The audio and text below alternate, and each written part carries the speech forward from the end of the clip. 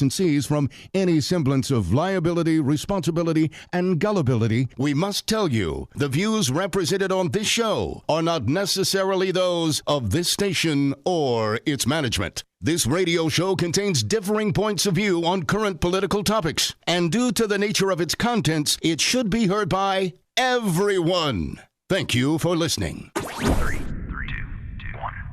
Now live from the heart of liberal Wisconsin, where the political party is just beginning. Welcome to the Devil's Advocate Show. Best friends proving it's never personal, only politics. Please allow me to introduce myself. Now here are your hosts, Dom and Crute. Welcome to the Devil's Advocates Radio Show. How you doing, my little buddy? Crudy, happy Monday, my dear friend. Great to be on the air with you once again. Pal, I can't wait to get started. Sort of some big news breaking over the course of the weekend. New York Times had the really big article that apparently has been refuted, withdrawn, retracted. An editorial note perhaps added. Well, that's not the way the president is describing it. Oh, then. We'll get to that in a bit. Justice Kavanaugh, Brett Kavanaugh, the margin that put him on the court, the smallest in history, my understanding, for a Supreme Court justice. And there was some question about whether or not he should have been on the court altogether. There still is, but please continue. What was her name? Blasey Ford, Tom? Yes. She gave some very compelling testimony. And he came off a little bit like a drunken frat boy. And you can say some of this has been baked into the cake. But apparently there were some other allegations that Brett Kavanaugh had exposed himself at some sort of dorm party at Yale, had put his penis in some woman's hand against her will, although the story in the New York Times does point out the young lady apparently so intoxicated she does not remember the incident, but other people were witnesses thereof. And to hear the Republicans tell it, Chuck Grassley and the sort, oh, there was a thorough investigation, a thorough vetting of Brett Kavanaugh. Thorough my ass. Exactly, Don, because they could only talk to, 10 witnesses, the FBI? And they had a week to do it. They had a time frame. Come on. I drank beer with my friends. It was something of a sandbagging, something of a whitewashing, Dom. But now, over the course of the weekend, we've got some very strong words, especially from the presidential Dems, or those that would aspire to be. We've got calls for impeachment. And it's not just one, Dom. It is a handful of the candidates. I mean, hell, even Joe Biden's getting tough on Kavanaugh. But Kamala Harris, I believe, may have first called for the impeachment of Brett Kavanaugh, Supreme Court Justice Brett Kavanaugh.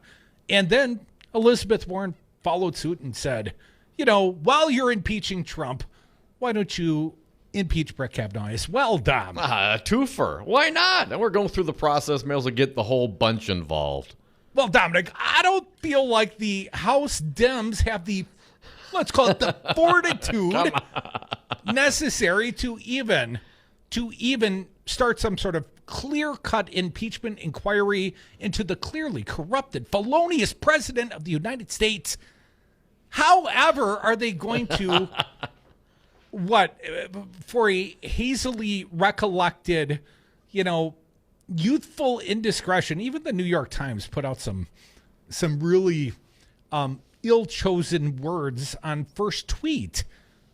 But what was once upon a time, bad behavior, now comes off as awfully Me Too rapey. So anyways, Tom, impeachment, were it feasible, were it possible, what would it look like? Crudy, we have some information here. This is from Deanna Paul at the Washington Post. You kind of laid it out already, but let's get the quotes from Senator Kamala Harris. Here's what she said. Brett Kavanaugh lied to the U.S. Senate and, most importantly, to the American people. He was put on the court through a sham process, and his place on the court is an insult to the pursuit of truth and justice. He must be impeached.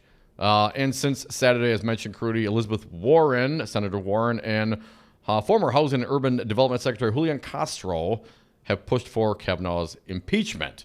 So what about impeachment? Apparently, according to the Washington Post, there are two parts to the process, of course. The House is entrusted with the responsibility of voting on impeachment like they would do for President Trump.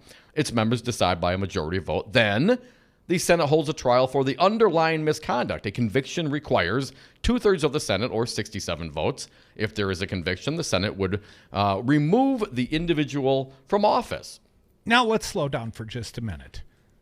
We don't have the math to remove Trump. What makes you think that we have the math to remove Brett Kavanaugh?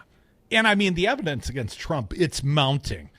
Brett Kavanaugh, again, I'm not condoning any of it, but other than pressing himself in an unwanted fashion, exposing himself, things of that nature.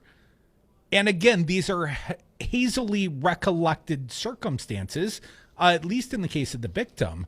I don't see how you make the case for impeachment if you can't make the case for impeachment against Trump. Please continue. No, they are separate issues, but I hear what you're saying. I mean, if you can't, with something as obvious and in plain day, in continuing with the Trump administration and Trump's behavior, if they can't get that one done, if you cannot identify that and get some low-hanging fruit from that investigation, how the hell are you going to do this on the Kavanaugh impeachment? I don't think Nancy Pelosi will ever allow this to come to fruition, not under current electoral circumstance. Again, the Washington Post reports the current House breakdown: 235 Democrats, 198 Republicans, 1 independent, 1 vacancy, according to the Cook Political Report, which puts impeachment in the realm of political possibility, at least the impeachment portion, the House's part of it.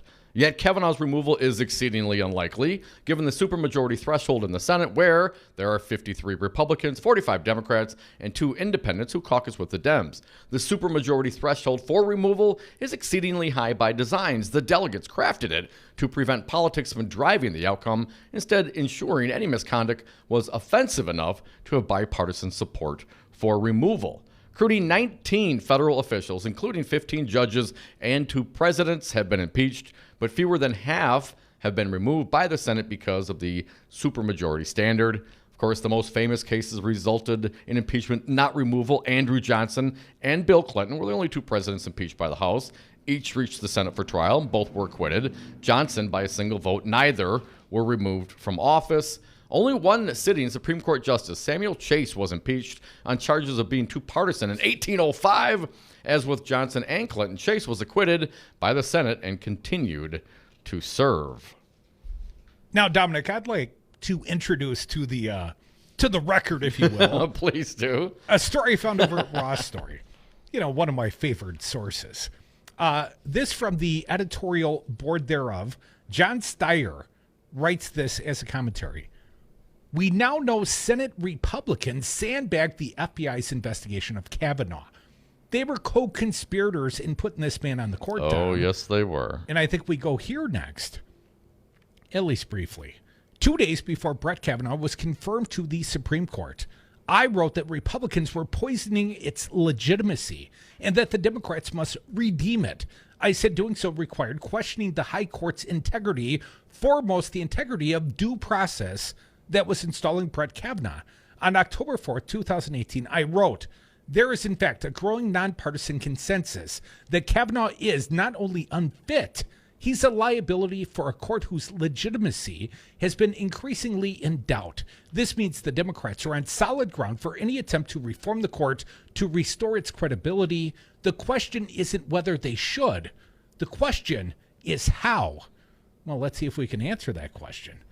He writes on, the question is how is still very much in play, but I was more right than I could have known back then about whether the Democrats should clean up the Republican Party's corruption of our legal system. We are now seeing the beginning of a major scandal in which the crime, even if it's proven, is less important politically than the cover-up. It's not the crime, it's the cover-up, Tom. I read on briefly. The Times and LA Times reported over the weekend a previously unknown allegation of sexual misconduct against the new associate justice.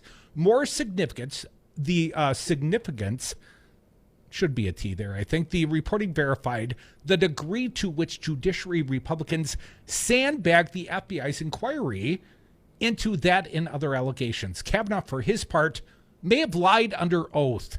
4 Democratic candidates, including Elizabeth Warren and Kamala Harris, are now calling not only for a new inquiry, but potential impeachment hearings too. And when I wrote that, and here's a quote, to save the village, SCOTUS, the Democrats have to burn it down. I didn't think they'd arrive with torches, but appears at least some of the Democrats, even leading candidate Joe Biden, are ready to fight post-confirmation, even if fighting leads to undermining of the Supreme Court's legitimacy. And in parentheticals, it reads, Biden, to be clear, has not called for impeachment hearings. His campaign said revelations raised profoundly troubling questions about the integrity of the confirmation process and that we must follow the evidence wherever it leads to restore faith in government. And as a footnote, as an aside, Dom, I think that's basically where I'm at. You know, I'm not there yet. I'm not ready to impeach a Supreme Court justice yet. But let's follow the evidence where it leads. Briefly, okay, what happened? You already knew about Christine Blasey Ford. She went to the Capitol to tell senators in a nationally televised testimony about Kavanaugh's sexually assaulting her when they were in high school. You probably already knew about Deborah Ramirez. She and Kavanaugh were freshmen at Yale together during a night of heavy drinking. She said he shoved his penis in her face. Her account ran in the Times before Kavanaugh was confirmed on October 6, 2018, by a vote of 50-48, the closest judicial vote in 130 years. What no one knew, however, was that there was a second allegation from a second source who witnessed a second and separate incident that sounds very similar to Ramirez's. This account was revealed by 2 Times reporters in an excerpt published Sunday of their forthcoming book about Kavanaugh. A classmate, Max Steyer, saw Mr. Kavanaugh with his pants down at a different drunken dorm party. Lots of those at Yale, apparently. Apparently, man. Where friends pushed his penis into the hand of a female student. The victim was not identified. She says she doesn't remember the incident. She and Steyer credit her intoxication for her memory lapse. But there were witnesses, right? The LA Times, Jackie Calms, reported that Steyer told Democratic Senator Chris Coons about the second penis incident. Coons then told Chris Wray, the FBI director. The FBI, however, never contacted Steyer. Indeed, the FBI took less than a week to complete its background investigation of Kavanaugh.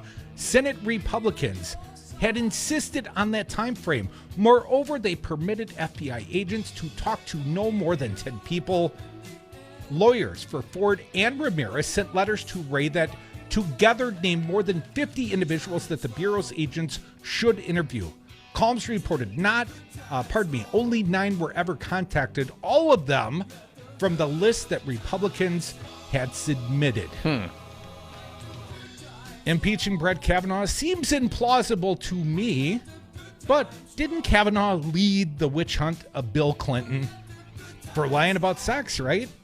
It would seem very ironic if Brett Kavanaugh was held to the very same standard of, let's say, the Ken Starr Inquisition. How about just an investigation? You know, just a regular investigation, not a quick one, not a limited investigation. I mean, we got people that were reaching out.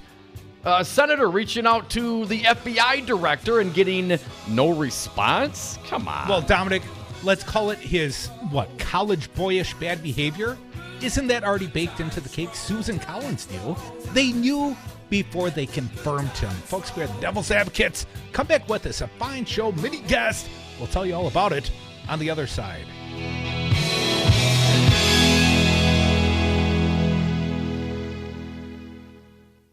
No president has ever consulted more widely or talked with more people from more backgrounds to seek input about a Supreme Court nomination. She said, well, it might not be him, and there were gaps, and she said she was totally inebriated, and she was all messed up. I drank beer with my friends. They hire usually good people. Sometimes I had too many beers. I've not yet begun to defile myself. Tune in to Wisconsin's Political Talk on WRRD 1510 AM. Weekdays, it's the Earl Ingram Show from 6 to 9 a.m. Next, it's Stephanie Miller from 9 to 11. From 11 till 2, the Tom Hartman Program. At 2 o'clock, it's Democracy Now! With Amy Goodman. From 3 to 6, the Devil's Advocates. At 6, it's Jocasta Zamaripa, Busted Pencils, Brandy Grayson, and Maggie Dawn. Wisconsin's Political Talk. Listen online at newstalk1510am.com. You concerned about speaking up at work? Do you feel like you have no say in your day-to-day work routine? Join Teamsters Local 344. Call 414-258-4545. Get a seat at the table. Join your brothers and sisters in negotiating for better wages, hours, and working conditions, and be part of the most powerful union in North America. Teamsters Local 344 covers sales and service throughout Southeast Wisconsin and package and airlines statewide. Contact Teamsters Local 344 at 414-258-4545 or at local344.org. Have a drink at Regano's Roman Coin. This neighborhood corner tavern is as classic as the street it occupies. Family owned and operated since 1966, Regano's Roman Coin is located in a former Pabst Tide House on historic Brady Street, serving an array of craft beers with a focus on Wisconsin breweries. Also, weekly drink specials, trivia on Wednesdays, seasonal sporting events, parties hosted for all occasions, and pet friendly. Open 11 a.m. Tuesday through Friday, 10 a.m. Saturday and Sunday, closed on Monday. Regano's Roman Coin, Milwaukee's pet friendly, cash only order and classic corner tavern. Hi, I'm Kelly, and my family owns Madison Liquidators. We've officially moved into our new space off Pleasant View Road in Middleton, and we're excited to announce that Madison Liquidators is now Dane County's premier dealer for Groupe Lacoste. In addition to their unbeatable 25-year warranty, Groupe Lacoste has 10 lines to choose from, ranging from traditional to ultra-modern, all available in 18 different finishes. Give me a call and let's make a plan for your space, or go online to madisonliquidators.com and shop our complete inventory of used office furniture.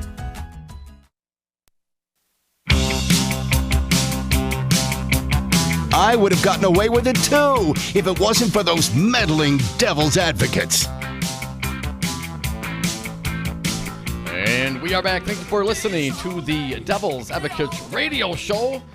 Streaming on YouTube, streaming on Facebook, and on Twitter. You can hit us up on the phones. Toll free talk or text 844-967-2789. Of course, lead singer from the Cars, Rick Ocasek, passed away at the age of 75 over the weekend. We're playing lots of Cars in honor today.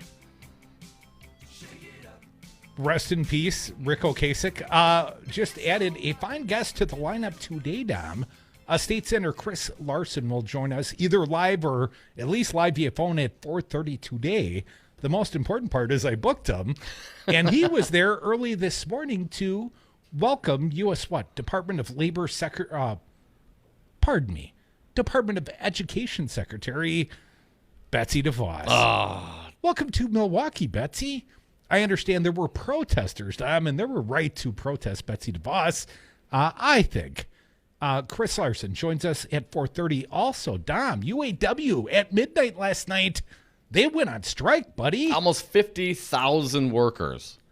They walked off the job, and we've got a good friend from Teamsters Local 200. My understanding is the Teamsters are standing in solidarity with the UAW. Dom, they ain't delivering the cars until the UAW has some satisfaction at the negotiation table with General Motors. Tom Bennett, Secretary Treasurer from Teamsters Local 200, will be in studio today at 5:30. We'll talk about that then. Dom, there's a little more from this article, and then we're going to get to the phones at 844-967-2789. I just want to remind our fair audience what it was the Republicans on the Judiciary Committee had to say, way back in the time of the Brett Kavanaugh hearings.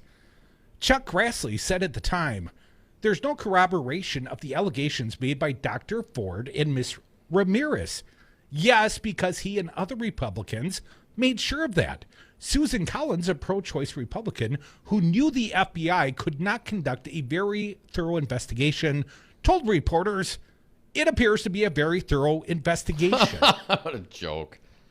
As is written here, it says, it was none of those things. Will Kavanaugh be impeached? ? I have no idea. For now, what's important is for the American people to understand what the GOP did to the rule of law, and for Democrats to get the American people's permission to clean up its corruption.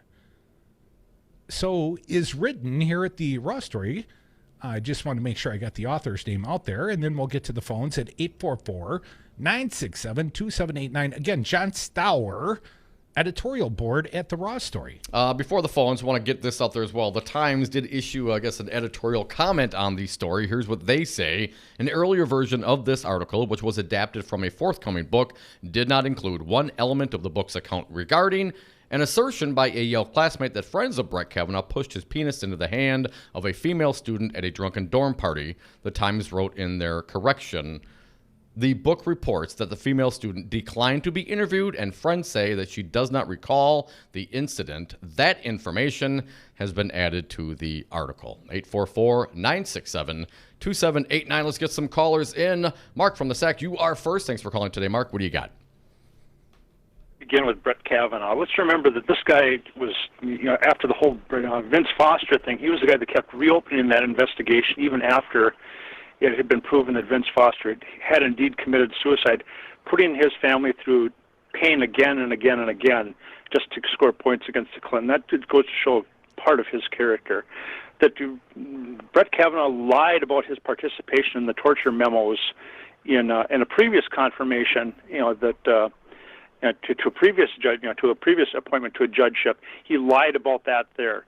I mean, the Supreme Court is supposed to mean something. Mark, my understanding, and I don't mean to interrupt, but there were over 100,000 documents requested by the House Judiciary Committee members that were not provided. And specifically, it was about work that Kavanaugh had done on behalf of the W. Bush administration, like on topics like torture memos and justifications for false wars. Right, and let's face it. Let's see that Andrew McCabe is now facing felony charges for being less than candid when he was questioned by the investigators. I mean, he was less than candid. They didn't say he lied. They said he was less than candid. This guy got in front of the American people in those hearings and lied along with he was assisted in his lies with the entire Republican Party, it appears to be, is that this guy needs to be impeached. They need to because if the credibility of his credibility is toast. It is. Mark, appreciate the call. I'd say just hold him to the standard that Brett Kavanaugh held Bill Clinton to. Let's just impeach the bastard. Come back with us. More Devil's Advocates, more of your calls. 844-967-2789. Shake it up. Do you want to be a winner? All the winners I know like the Devil's Advocates Facebook page. Listen to the Devil's Advocates live weekdays from 3 to 6 p.m. Go back to where they came from, help those people, come back and show us how to do it. That was the full quote. They didn't come from anywhere. They were here, dude. Are you employed, Chris? I am. Do you have an HR department? Yes, I do. I'm a union machinist. Oh, do you work with minorities? I do. If you walked up to one of your coworkers who was a minority, you told them to go back to where they came from, would HR have a conversation with you about that, do you think? It depends on the person, really. I mean, some people are... If somebody complained to HR about what you said, do you think they would have a conversation with you about that? Okay. Absolutely. But why? Why would they pull you off of your job to discuss this with you, and what do you think their beef would be? Because they're trying to protect the corporation from lawsuits. Lawsuit for what? Discrimination, racism. So if your coworkers, if you say it to your coworker, it could be described as discrimination or racism. But when the president says it to the world, it's not racist? No. Yikes. You are listening to WRRD 1510 AM, Waukesha, Milwaukee. Always streaming at newstalk1510am.com. From the Capitol in Madison, this is Wiz Politics Midday. Good afternoon. I'm Pat Pobletti, and our report for Monday, September 16th is brought to you by Spectrum. Milwaukee Mayor Tom Barrett expressed hope that Republican lawmakers might allow the city and county to hold sales tax referendums if they, quote, understand what we're trying to do. But first, DNC Chair Tom Perez on Friday touted Dems' revamped infrastructure and ground game in Wisconsin, a state he said would be, quote, the ground zero for the 2020 presidential election. Perez said his primary job since taking over as the leader of the National Dem Party in early 2017 was to, quote, rebuild the DNC's voter outreach program, data collection and analysis initiatives, and trust with voters. He said Dems infrastructure was built in 2011 in the lead up to President Obama's election and was only expected to last a short period of time. But Dems allowed that infrastructure to decay to the point where Dem organizers in 2017 were using technology to access voter files that was equatable to a Palm Pilot. He said the best way to address the challenge was by bringing on, quote, top-flight talent, and touted the addition of Twitter's former chief engineer as the party's new technology officer. Along with the, quote, night and day upgrades to technology, Paris said the DNC is aiming to empower state parties to grow grassroots support and organization, an initiative he said Dems didn't pursue in the lead-up to the 2016 election. Additionally, U.S. Education Secretary Betsy Devos was in Milwaukee today visiting a voucher school. Her stop is part of the Back to School tour and includes a roundtable as well as planned remarks that touted choice programs.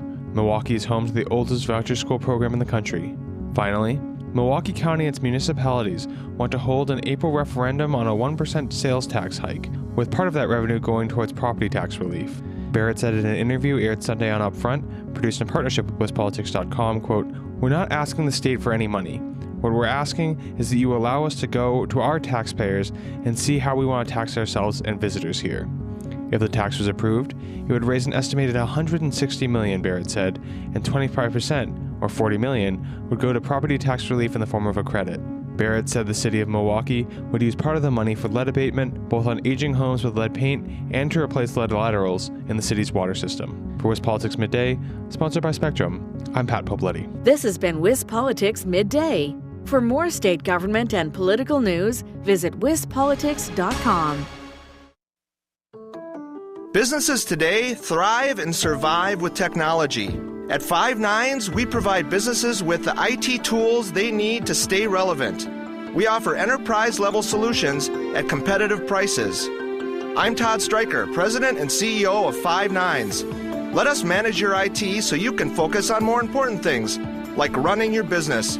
Check us out at 5nines.com. That's the number 5, NINES.com.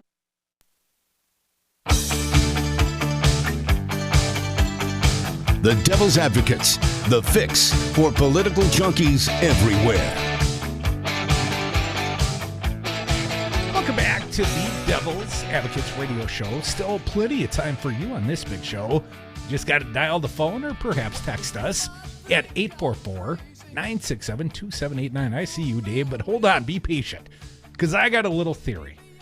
Right now, as this nation stands, Tom, there will be no impeachment of Brett Kavanaugh. Hell, we'll be lucky to see the impeachment of Donald Trump, and that is so clearly merited. But here's a little article. I want to give some encouragement to our audience for just a minute. GOP voting polling expert says, rest in peace, GOP. Brad Reed writes at the Raw Story. Democratic pollster, he's a Democratic pollster, and strategist Stanley Greenberg went on CNN Monday to explain why he believes President Donald Trump and the Republican Party are headed towards a historic and humiliating defeat in the 2020 elections. Well, because I heard it on the Devil's Advocates. That Crudy keeps saying it, says Greenberg. No. In an interview with CNN's John Berman, Greenberg discussed his new book called Rest in Peace GOP, in which he makes a case that Trump's presidency has shifted public opinion in the Democrats' favor while repelling moderate voters from the Republican Party. Here's a quote. I think what happened going into 2016 is Donald Trump took over the Tea Party base of the party, allied it with evangelicals, and took the party to a very extreme end, he said. I believe Donald Trump's election will speed the defeat of the Republican Party because of its dominance by the Tea Party and evangelicals, which won't consider compromise, which won't consider a multicultural America in a part of our future. I also thought it would speed up the resistance and also people's consciousness of what they believe in their values, and all of that have happened. To this end, Greenberg, and here's the big numbers, Tom. To this end, Greenberg is predicting a blowout win for Democrats in 2020, as he's projecting the Democratic nominee will win a whopping, and don't forget, you need 208 to win. He's predicting the Democratic nominee will capture 385 electoral votes to Donald Trump's 153. Ooh. How's that map going to look on the wall? And as Greenberg concluded, or at least this piece concludes, every trend is moving away from the Republicans. More and more territory will be in play. In other words, that big old red map Trump liked to stand in front of, that was mostly reflective of rural voters. Yeah. What if big chunks of that map turn blue?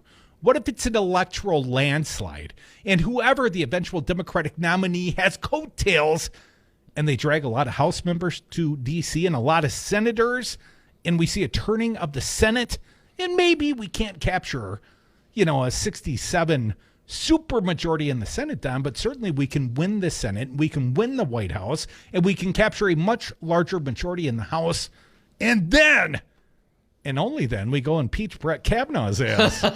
Well, That's my plan. It may take until then. Referenced an earlier article from the Washington Post.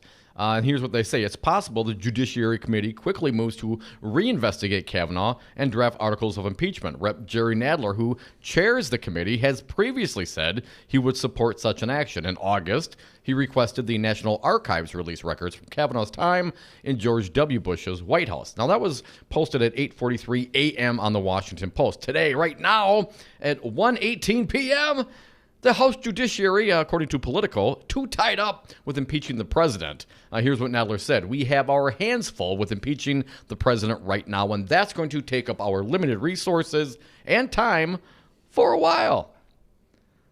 Busy. Lots going on. Are they impeaching now? Is it clear? I don't know. Did anybody tell Nancy? Tell Nancy. Tell them all. 844-967-2789. Tell them all to call. The Devil's Advocate, Dave from Mequon. You are next. Happy Monday, Dave. What do you got for us? Hey, Dave. Hey, guys.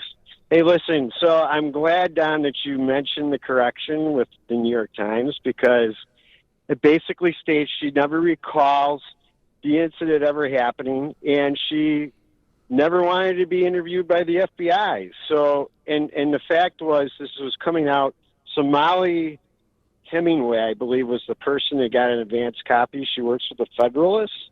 And she's the one that pointed out the correction, and then that's why the New York Times had to retract what they said over the weekend because... Well, I don't think they entirely retracted. It wasn't Dave. a retract. They actually added more information from the book to the article. But let me ask you this, though, Right.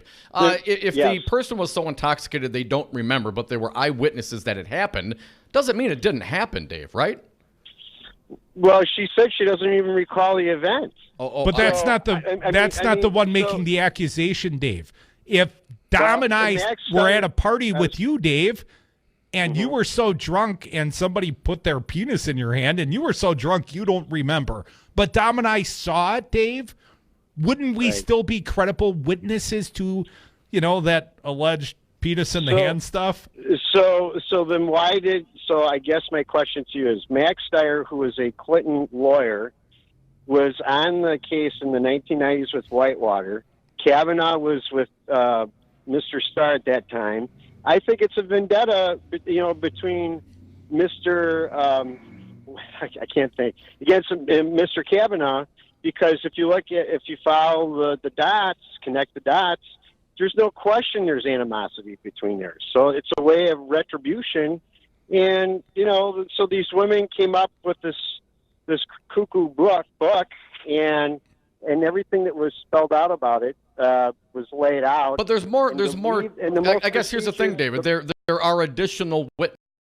There is additional testimony of people that the FBI were forbidden to speak to, right? Dave, I don't think it's going to change his... Dave, it's not going to change his status as a Supreme Court justice, but let's admit, this guy probably is a serial penis puller outer at college parties.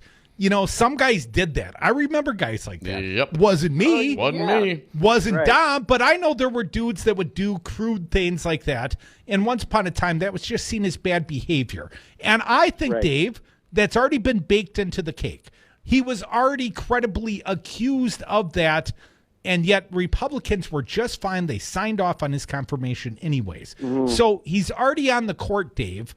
But don't tell me that the Republicans didn't know that he wasn't a serial sexual offender, perhaps not a rapist or something of that effect, but he has a habit of putting people in uncomfortable positions with his genitals.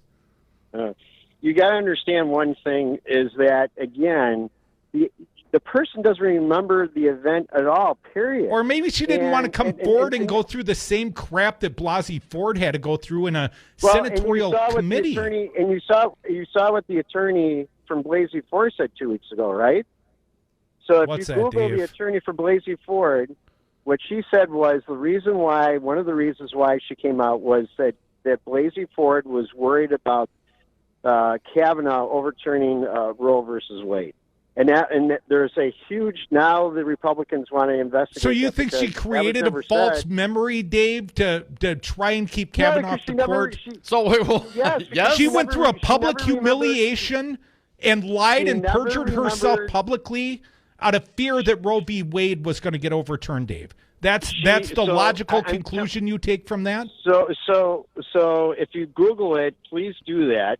Number one. Number two. Wait, Dave, hang on. Wait. No more Googling, Dave. Please respond to Crudy's statement. That's your takeaway, that she made this whole thing up in public under oath because she was afraid of Roe v. Wade. He's saying yes. He's saying yes. Wow. You watched a different hearing than I did. Appreciate your call today, Dave, but go watch the tape. No human being would put themselves through that kind of public humiliation. I mean, Brett Kavanaugh was up for a Supreme Court position. That's a lifetime appointment. He deserves the vetting and the scrutiny. Yes. Christine Blasey Ford was, by all appearances, a very scared human being going out there making very public accusations that she didn't have to make and quite frankly didn't affect the outcome, but she had to put her credibility publicly at stake. And there's no upside for Blasey Ford to have done that, or Ramirez, or this newest accuser, whether or not she made the accusations. There are other eyewitnesses to the acts. And no, I don't think the guy's going to get impeached, but I think he is the sort of dude that walked around pulling down his pants in college, and apparently you Republicans are okay with that, Dave. Thank you for the call, 844-967-2789. And one other thought on this person who doesn't recall and didn't want to be interviewed for the book. If that person had entered into a non-disclosure agreement with, say, the Supreme Court justice, would we know that? Well, who paid off Kavanaugh's debt? That would be my question. There are some other questions about Kavanaugh's prior work for the Bush administration. Kavanaugh had substantial debts that were paid off by what? Some anonymous donor before he was vetted for the U.S. Supreme Court? I mean, there are some real questions whether or not this guy did what Christine Blasey Ford said, although you will never convince me that that woman I saw give testimony, Dave, was anything less than forthcoming to the best of her memories. And I remember Brett Kavanaugh angry, defensive, attacking. I mean, that's a guilty guy. That's a guy with guilt on his conscience, trying to preserve his career and his future. That was my impression of the two witnesses. Let's just back this up just a little further, as Fancy Brian and I were discussing earlier in the day. How did this seat become open? Well, Justice Anthony Kennedy, he decided he was going to spend more time with his family and his friends, right? Well, what about his family? How about Justin Kennedy? You know who he was? Well, he's Justice Anthony Kennedy's son, also the former global head of Deutsche Bank's real estate capital markets division and one of Trump's close business associates, according to Business Insider, quoting the Times. So your implication would be that maybe Justice Kennedy stepped aside, maybe some behavior. He didn't want to draw scrutiny to his own son working for Deutsche Bank in the money laundering division. And open it up for some other tainted soul that Trump can control to be placed into the Supreme Court. I wish we could have judged Kavanaugh just by his prior work for the Bush administration. I wish we could have seen those documents and reviewed the sort of legal documents he used and drafted on behalf of Bush to justify torture, waterboarding, and worse. Enhanced interrogations, a war of option. Just saying. That's a reason not to let him on the court. Nadler did request from the National Archives records of his time with the Bush administration, but who knows if, when, where we'll ever get that information. You know, the biggest reason, to my opinion, that Brian Hagedorn is on the Wisconsin Supreme Court is because Republicans, they feel like these accusations are unjustified and, don't let them Kavanaugh Hagedorn. To the biggest reason, I think that's why that guy is on the Wisconsin Supreme Court, because Republicans would rather believe the perpetrator than the victim. Because some of them have guilty conscience as well. Well, they made it all up, I guess, according to More Dave. devil's advocates. That's not the way I remember it. She was begging for it. See that skirt she had on? 844-967-2789. More devil's advocates. More of you on the phones if you start dialing.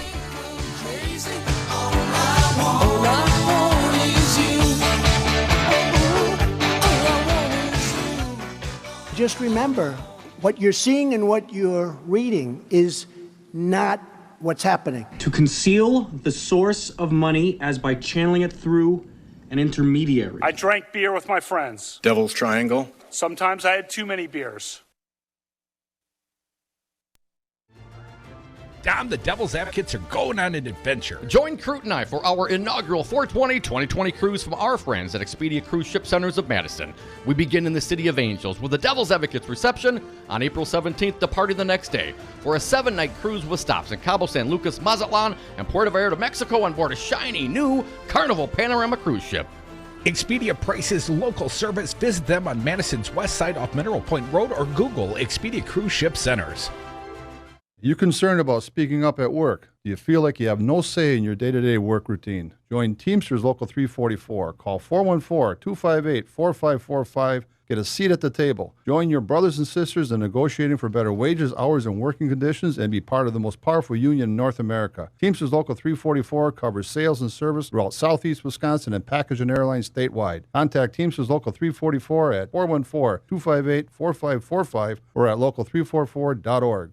Gingras, Thompson, and Wachs, the attorneys with more power, more fight, and the most heart, are here to serve you, Milwaukee. From personal injury to civil rights cases, we are determined to combat dishonesty and injustice. And our team brings the fight with integrity, passion, and dedication that never quits. Together, we right the wrong, and we are ready for battle. There are law firms, and then there is Gingras, Thompson, and Wachs. Find us online at gtwlawyers.com. Madison Liquidators has officially moved into a bigger, nicer showroom off Pleasant View Road in Middleton, and they are proud to announce they have expanded to provide educational and healthcare institutional furnishings. They have great new offerings of quality new office furnishings from industry leaders like Groupe Lacoste and Via Seating, and you can see the expanded and extensive inventory of used furniture online at MadisonLiquidators.com, or you can call Kelly and have her help you make a plan for your new space. Start today at MadisonLiquidators.com and tell them you heard them on Talk 92.7 FM. Women want them. Men want to be them. Tom and Crute are the devil's advocates. And we are back. Thank you for listening to the Devil's Advocates radio show, streaming on YouTube, Facebook, Twitter, on the phones at 844-967-2789. Let's get back to them. Bill from Oconomowoc, Wisconsin. You're up. Thanks for calling today, Bill. What's on your mind? Good afternoon. On the Kavanaugh case, I find it unique. Forget the testimony of the woman, forget everything else. But when a judge, a guy who's about to become a Supreme Court judge, threatens everybody with what goes around comes around, he should be done at that point. I don't know. Maybe I'm missing something. Help me out.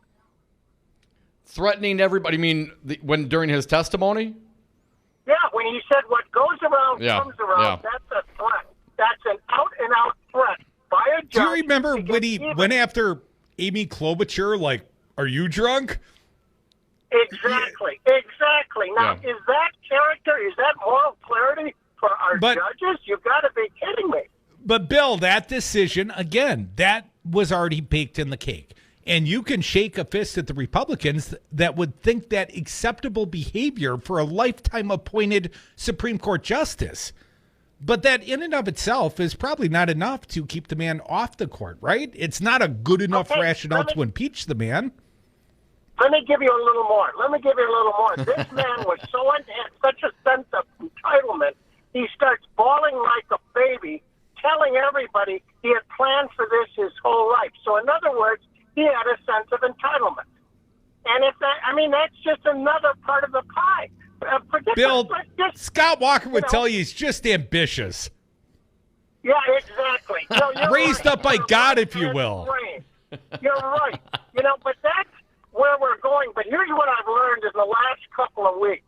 When you engage one of these far-right characters, first I give him all the respect, and I'm nice to him. There's no swearing.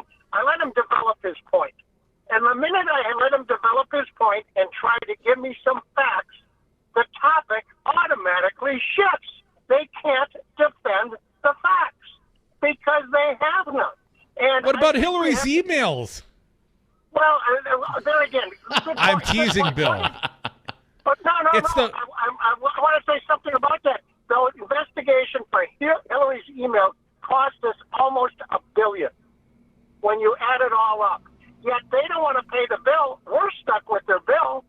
Now they want to have an investigation on Comey and I don't know, the thing with Jim Jordan. Who's going to pay for that? We are. They aren't. But you know what? Most of the far-right people don't know that until you explain that to them. And then, because I've been working on a social network about politics and not developing it, just being part of it, I've learned that when you systematically debate them and they lose, they don't always get mad. They just switch the subject. Well, Hillary did it. That's one of their number one comebacks. But I'm getting sick and tired of all these people. They're running out of excuses. And they have no reason to do what they do when you teach them in a logical way, the ones that are starting to swallow the Kool-Aid. I have had 2 guys now that I believe aren't going to vote Republican. Bill, appreciate the call. Well, keep fighting the good fight out there. Belly to belly, retail politics. I do the same, man. I am always advocating against Donald Trump every chance I get. Mostly because I think he's a god-awful, horrible president. But let me tell you what he had to say about this whole Kavanaugh issue. Yes, enlighten the audience. President Trump on Monday hammered the media after the New York Times issued a correction, not a retraction, Dave, a correction to a report that included a sexual assault allegation against Supreme Court Justice Brett Kavanaugh. In a trio of tweets, the president lashed out at the media over the report, saying the Times should be sued after the news outlet released a correction that noted that friends of the woman involved in the alleged incident with Kavanaugh during law school say she did not recall the incident. The New York Times walks back report on Kavanaugh's sole claim. Trump tweeted, quoting Fox and Friends. Of course he did. The one who is actually being assaulted is Justice Kavanaugh, assaulted by lies and the fake news. This is all about the lamestream media working with their partner, the Dems. So anyways, that's what he said in the first of a trio of tweets. Apparently, the Times reported Saturday that a male former classmate of Kavanaugh's claims to have seen the justice expose himself at a party where friends pushed his genitals against a woman without her consent.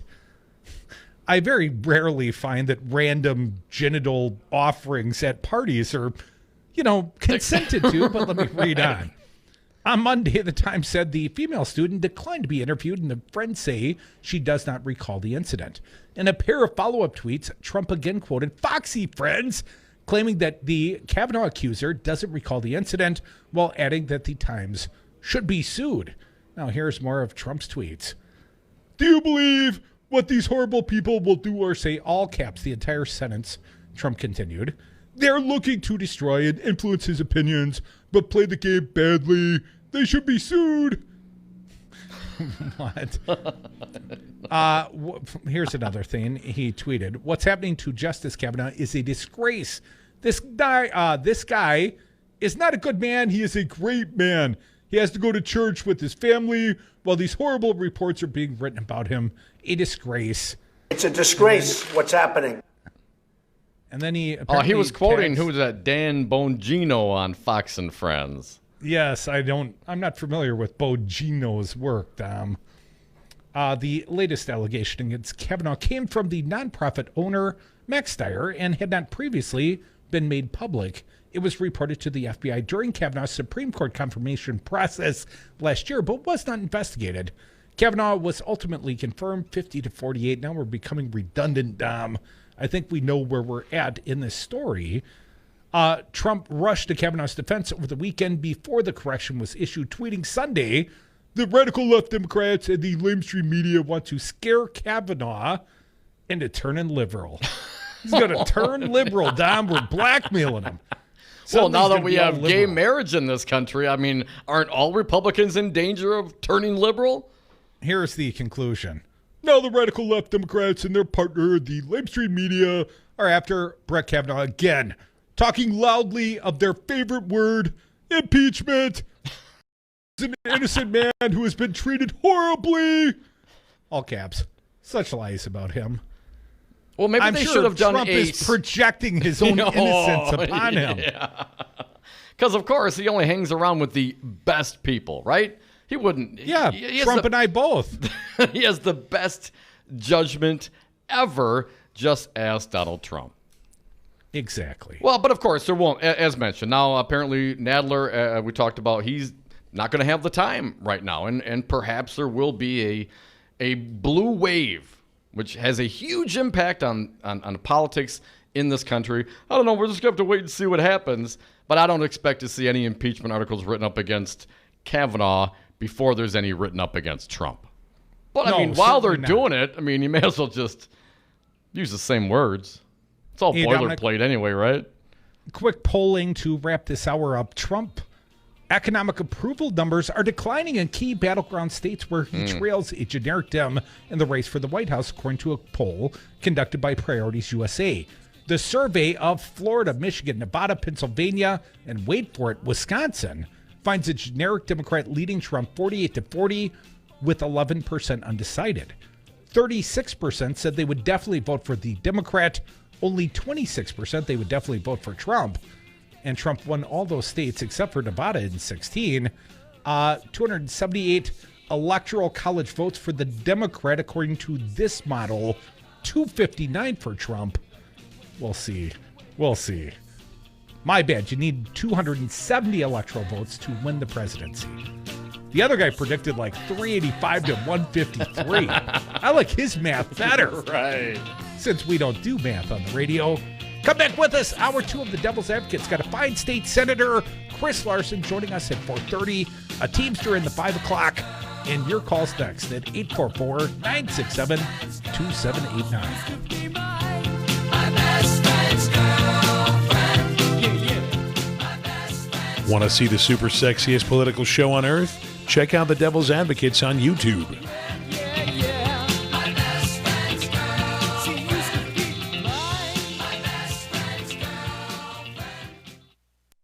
Tune in to Wisconsin's Political Talk on WRRD 1510 AM. Weekdays, it's the Earl Ingram Show from 6 to 9 a.m. Next, it's Stephanie Miller from 9 to 11. From 11 till 2, the Tom Hartman Program.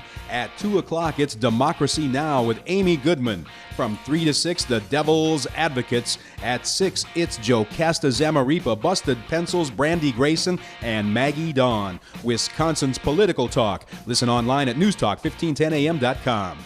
Listening to the Devil's Advocates may expose you to opposing views. U.S. Senator Ron Johnson joins us on the phone regarding our military influence. Aren't we selling arms right now to Saudi Arabia, and aren't they using, munitions that they have purchased from us in their war? And if we weren't doing that, because they've got plenty of money, they'll buy less precise munitions from other people, and the bloodshed would be worse. Well, the blood might be on someone else's hands then, Ron. Well, I'm going to talk to you about that, Ron. You are listening to WRRD 1510 AM, Waukesha, Milwaukee. Always streaming at newstalk1510am.com. Looks like Iran, ready for anything. I'm Mike Moss. President Trump was asked whether the U.S. thinks Iran is behind an attack that dramatically damaged Saudi oil production. Well, it's looking that way. We'll have some pretty good, we're having some very strong studies done, but it's certainly looking that way at this moment. And though the president says he doesn't want war, he says the U.S. is prepared for it. I will tell you that was a very large attack and it could be met with an attack many, many times larger very easily by our country. But we're going to find out who definitively did it first. In Riyadh, correspondent Nick Robertson reports the Saudis want to show the world the evidence they say points to Iran. They say that they're going to invite UN and international experts to join the investigation to help examine the evidence that they're coming up with so that there can be, it appears, a better international coordination and perhaps support for what the Saudis are saying. President Trump says if the U.S. does take action, the Saudis will have to be equally involved and will have to provide the U.S. with payment. New York prosecutors are demanding years' worth of tax returns from the president. Correspondent Steve Kastenbaum with more. Manhattan DA Cy Vance's office sent a subpoena to Mazars USA, the longtime accounting firm for Mr. Trump and the Trump Organization, asking for 8 years of the president's tax returns, according to a person familiar with the matter. News of the subpoena was first reported in the New York Times. The House Oversight Committee says it's investigating whether Transportation Secretary Elaine Chao acted improperly to benefit herself or her family's shipping business. She's been asked to turn over documents from the family company, which transports material to and from China. The New York Medical Examiner says heart disease was the cause of death for Rick Ocasek. The former frontman of the band The Cars was 75. The Dow down 142. I'm Mike Moss. Tune in to Wisconsin's Political Talk on WRRD 1510 AM. Weekdays, it's the Earl Ingram Show from 6 to 9 a.m. Next, it's Stephanie Miller from 9 to 11. From 11 till 2, the Tom Hartman program. At 2 o'clock, it's Democracy Now! With Amy Goodman. From 3 to 6, the Devil's Advocates. At 6, it's Jocasta Zamaripa, Busted Pencils, Brandy Grayson, and Maggie Dawn. Wisconsin's Political Talk. Listen online at newstalk1510am.com. 5 your local single-source IT solutions provider, specializing in cloud technology, consulting, servers, networks, and hosting. We manage your IT so you can focus on running your business. Enjoy technology. Enjoy 59s.com. Hey guys, I'm Maggie Dawn, your lady lawyer, legal eagle, and sensei of economics. Tune into my show, Dawn of the Resistance, live Thursdays and Fridays from 6 to 7 on WRRD 1510 AM. Always streaming live at newstalk1510am.com. Governor Gavin Newsom is directing the state to spend $20 million on a public awareness campaign about the dangers of vaping nicotine and cannabis. His executive order aims to address rising health concerns from vaping. President Trump awarded the Medal of Freedom to Hall of Fame New York Yankees pitcher Mariano Rivera. Mariano, I want to congratulate you on this really extraordinary achievement. Thank you. And it's, on behalf of this whole country, thank you very much for the great job you've done. Rivera, who's from Panama, holds the all-time record for saves and was the first player elected to the Baseball Hall of Fame unanimously. American drivers have gotten used to relatively low gas prices, but that probably will change. Crude oil prices are rising after attacks on oil fields in Saudi Arabia. Experts say consumers may begin to notice higher prices, but not enough to hurt the U.S. economy. I'm Mike Moss. So there's this guy.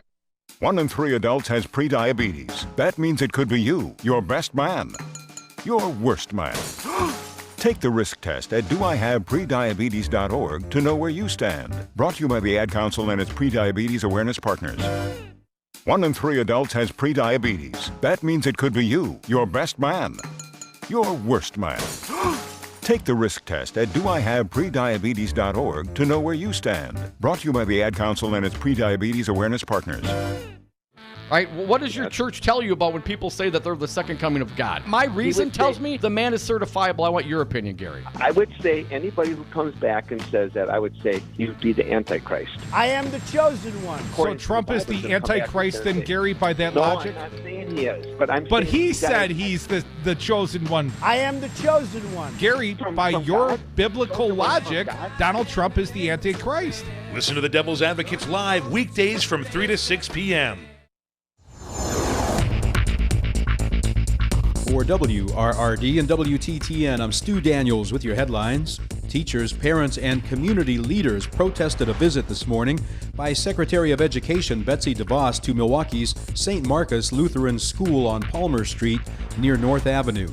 The school is a publicly funded private voucher school President of the Milwaukee Teachers Education Association, Amy Mazzalco, said in a statement, quote, Betsy Devos is waging war on public education and is working to make drastic cuts to after-school programs, arts education, literacy development, community schools, foreign language and education, the Special Olympics, and has proposed a $143 billion cut from federal student loans. Outside tonight, partly cloudy, lows around 60 degrees. You're listening to WRRD and WTTN. Warning, you are about to listen to the greatest radio show ever. And due to contractual obligations and to shield our airwaves' corporate licensees from any semblance of liability, responsibility, and gullibility, we must tell you the views represented on this show are not necessarily those of this station or its management. This radio show contains differing points of view on current political topics, and due to the nature of its contents, it should be heard by everyone. Thank you for listening.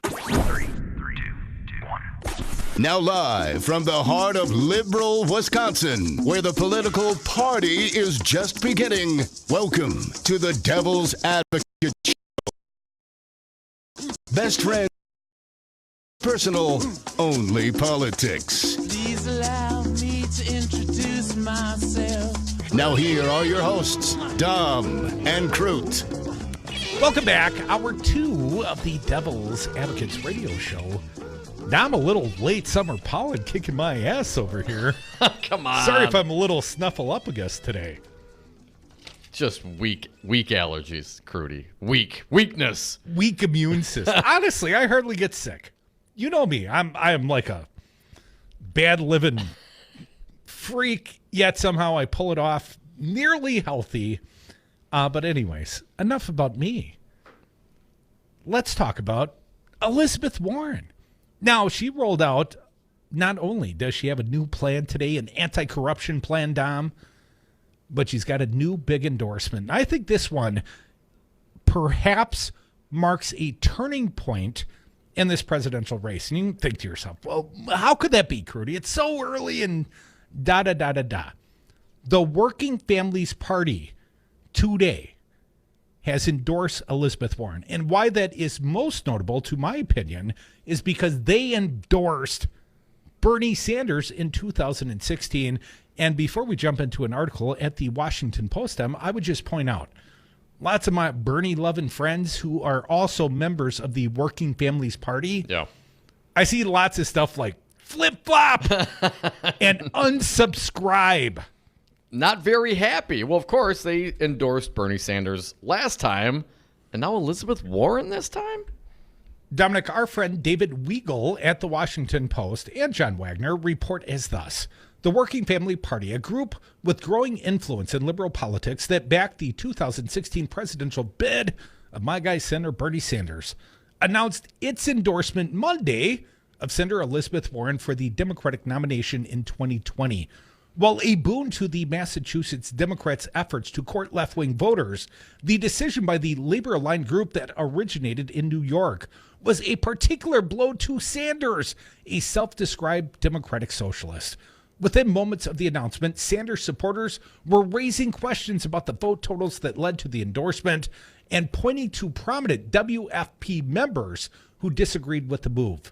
4 years ago, Sanders called the Working Families Party, and here's a quote, Dom, the closest thing there is to a political party that believes in my vision of democratic socialism, adding, the WFP shares my view of a society and an economy that works for everyone, not just the wealthy and the well-connected. But the group has now chosen to champion Warren instead. Here's a statement from the WPF, the Working Families Party. Senator Warren strikes fear into the hearts of robber barons who rigged the system and offers hope to millions of working people who have been shut out of our democracy and economy, Maurice Mitchell, the group's national director, said in a statement. Our job is now to help Senator Warren build a mass movement that will help her transformational plans, will make her transformational plans a reality.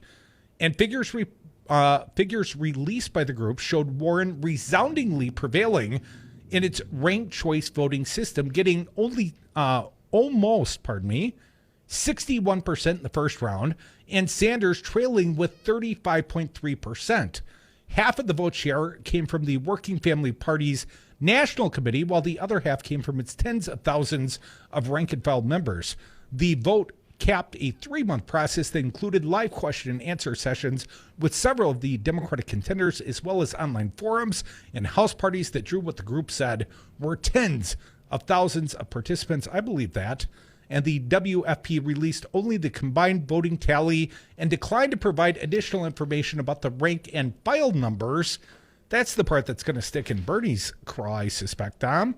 Here we go. Mitchell told the Washington Post, for there to be one true vote and to maintain the nature of a secret ballot, all of the tallies went into one number. Anytime there's a vote like this, there's going to be people with some negative feelings about the outcome. But an endorsement of Warren is not a non-endorsement of Sanders. We've been big supporters of both of them, and we have nothing but praise for the Sanders campaign, unquote. Some WFP members who disagreed with the vote made their feelings known on Twitter. As a co-WFP executive committee member, I stand with leaders like Senator Sanders who fight for us no matter which way the political winds blow, tweeted Joe Salazar, a WFP leader in Colorado who was endorsed by Sanders in a 2018 run for state attorney general. Being on the right side of history means you'll always be right. And some on the left argued that WFP had missed an opportunity to endorse a candidate with stronger ties to the labor movement. Here's a quote. Bernie Sanders has a multiracial, working-class base. Warren's is upper middle class and white. Micah Utrecht, an editor at the socialist magazine Jacobin, said in an email, Bernie Sanders believes in building a bottom-up movement beyond his own campaign to win a better world. Warren's vision is focused mostly on policy, some of which is decent, in parentheticals, and some of which is a watered-down version of Bernie's proposals, but won't stand a chance of passing without a strong working-class movement at its back. Mitchell, the first black leader of WFP, said that the endorsement represents a diverse support for left-wing candidates. We're a rapidly diversifying organization, and it's been my mandate since I started this job 1 year ago to diversify it. WFP going for Warren. Well, congratulations to the Elizabeth Warren campaign. That is a huge turn for that organization, Dom, and I think it will sting not just the Bernie supporters, the supposed Bernie bros, who are often women and people of color, but it will sting his campaign. I'm not saying this is a cataclysmic event, but it might be something to reflect back upon if we see Elizabeth Warren continue to grow in stature as a campaign, and if Bernie Sanders basically starts losing support to the Warren campaign, I think this might be at least an indicator of the tide turning as such. 61-35. I mean, that's not close, but here's the question, of course, again, from the article. Half of the vote share came from the working WFP's National Committee, while the other half came from its tens of thousands of rank-and-file members.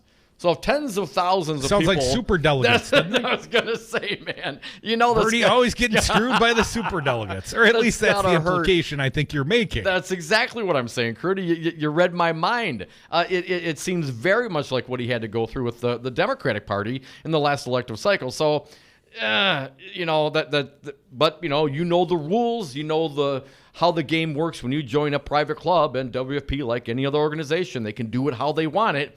And if they want half of their vote share to come from their national committee and the other half, less weighted, obviously, coming from tens of thousands of rank-and-file members, maybe the rank-and-file should, determine who or do something to change who the national committee might be. But it might be reflective of, we don't know the breakdown, and I think that's really the problem with this. Is it just a majority of the national committee going for this? I mean, is it?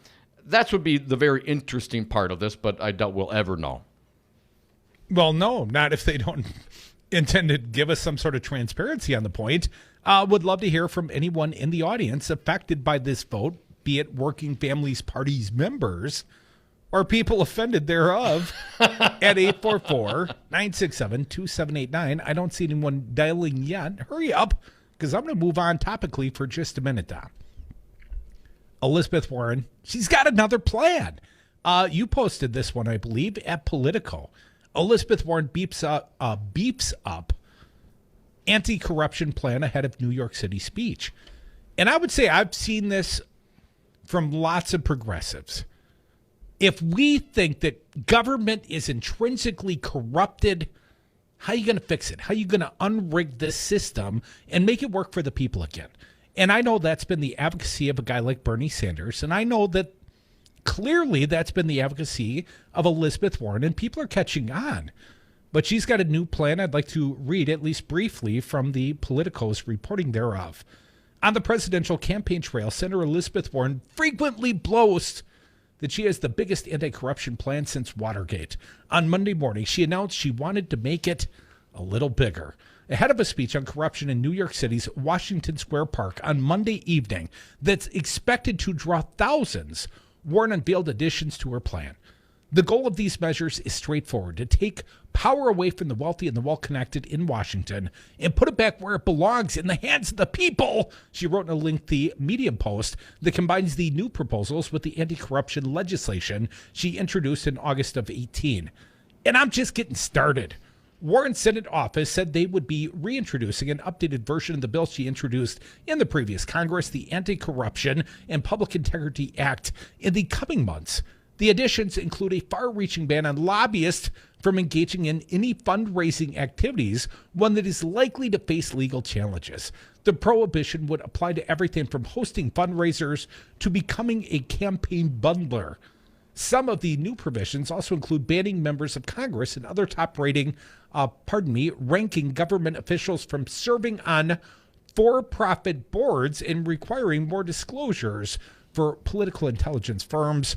Warren will tie her New York City speech to the site of the Triangle Shirtwaist Factory, where a fire killed 146 people, mostly female immigrants, in 1911 because of unsafe sweatshop working conditions. The disaster provoked widespread outrage and ultimately led to sweeping labor reforms. One more quote: "The fire exposed corruption, but these workers didn't stand on the sidelines," Warren said in a video released Sunday afternoon. "They fought back." Perhaps with an eye to appealing to the many women voters who have been politically motivated in the aftermath of Donald Trump's election, Warren added, "Big structural change brought to you by women." Folks, we are the Devil's Advocates. Lots and lots of cars playing in the background. Rick Ocasek, now departed. I guess after 28 years of marriage to Polina Poroskova, that had broken up. Nothing left to live for. Oh, come on, man. These are the songs of our youth, Crudy. Every time one of these rock icons passes away, we all mourn a little bit inside, man. It's all coming to an end. What are we doing while we're here is the question. You're questioning your own mortality. You look a little bit like a 70s rocker. Come back with us. More Devil's Advocates, more rock and roll music, more of your phone calls at 844-967-2789. I guess I'd describe this more as what new wave, I think they called it at the time.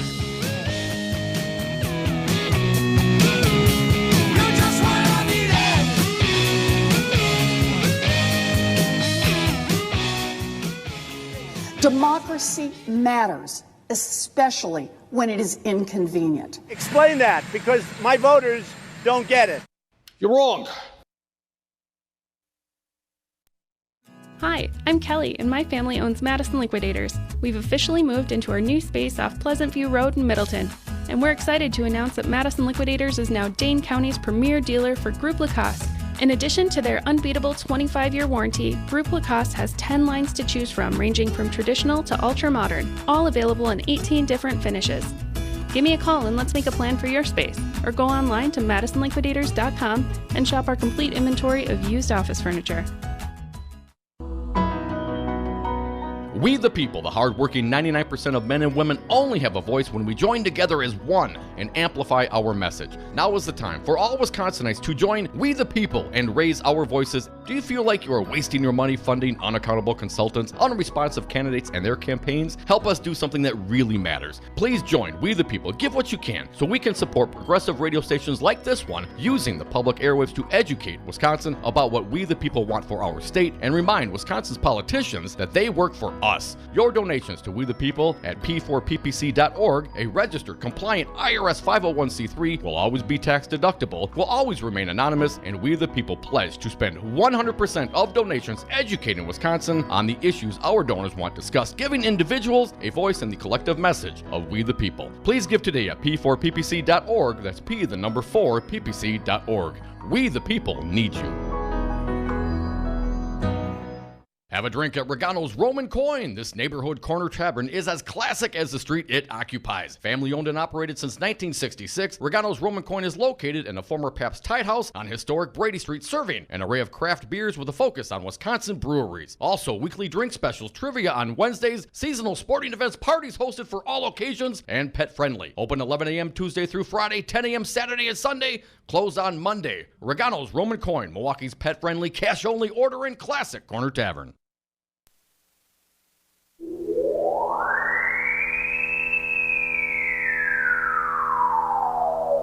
The Devil's Advocates, because it's always 420 somewhere.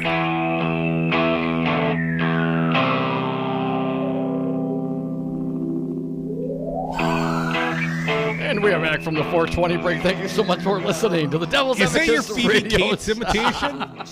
You know how hot we thought you were, Brad. We are the Devil's Advocates. You can join us on the phones at 844-967-2789. What a great scene from Fast Times at Richmond High, man. Talk about bringing you back. Don, we got a fine guest joining us soon. You better get along to the point. Senator Chris Larson was there to greet Betsy Devos earlier today, along with lots of protesters. We'll talk with Chris at 4:30. We'll get back to the phones in a minute, but you had a few points to make. Yeah, just a couple of points of Warren's anti-corruption plan ahead of her speech today at Washington Square Park from Politico. In order to prevent people from finding ways to avoid registering as lobbyists, such as becoming consultants or other roundabout titles, Warren is also calling for abolishing the so-called 20% rule, which lets those who spend less than 20% of the time they work for a given client on lobbying avoid registering. Neil Bush, for instance, who's the son of former President George H.W. Bush, hasn't registered as a lobbyist despite meeting with Secretary of State Mike Pompeo and other officials on behalf of a Kuwaiti company. There are also proposed restrictions on companies' ability to hire former senior government officials in an apparent attempt to crack down on former lawmakers and administration officials who advise corporate America without doing anything that would force them to register as lobbyists. Former House Speaker John Boehner, for instance, is a senior strategic advisor at the law and lobbying firm Esquire Patton Boggs, but has never registered to lobby. President Barack Obama and Trump both placed restrictions on lobbyists entering their administration, but Warren's proposal goes much further and would codify the restrictions in law rather than imposing them by executive order. Two thoughts quickly. Yes. I saw the movie Thank You for Smoking this weekend. It's an older movie, but lobbying, the centerpiece of that movie. Yeah. Excellent character study. And above and beyond that, we saw Bernie Sanders during the political campaign season in Washington Square Park. And estimates of the crowd that night, 40 to 45,000. Damn. And Elizabeth Warren will be on the New York City campus tonight.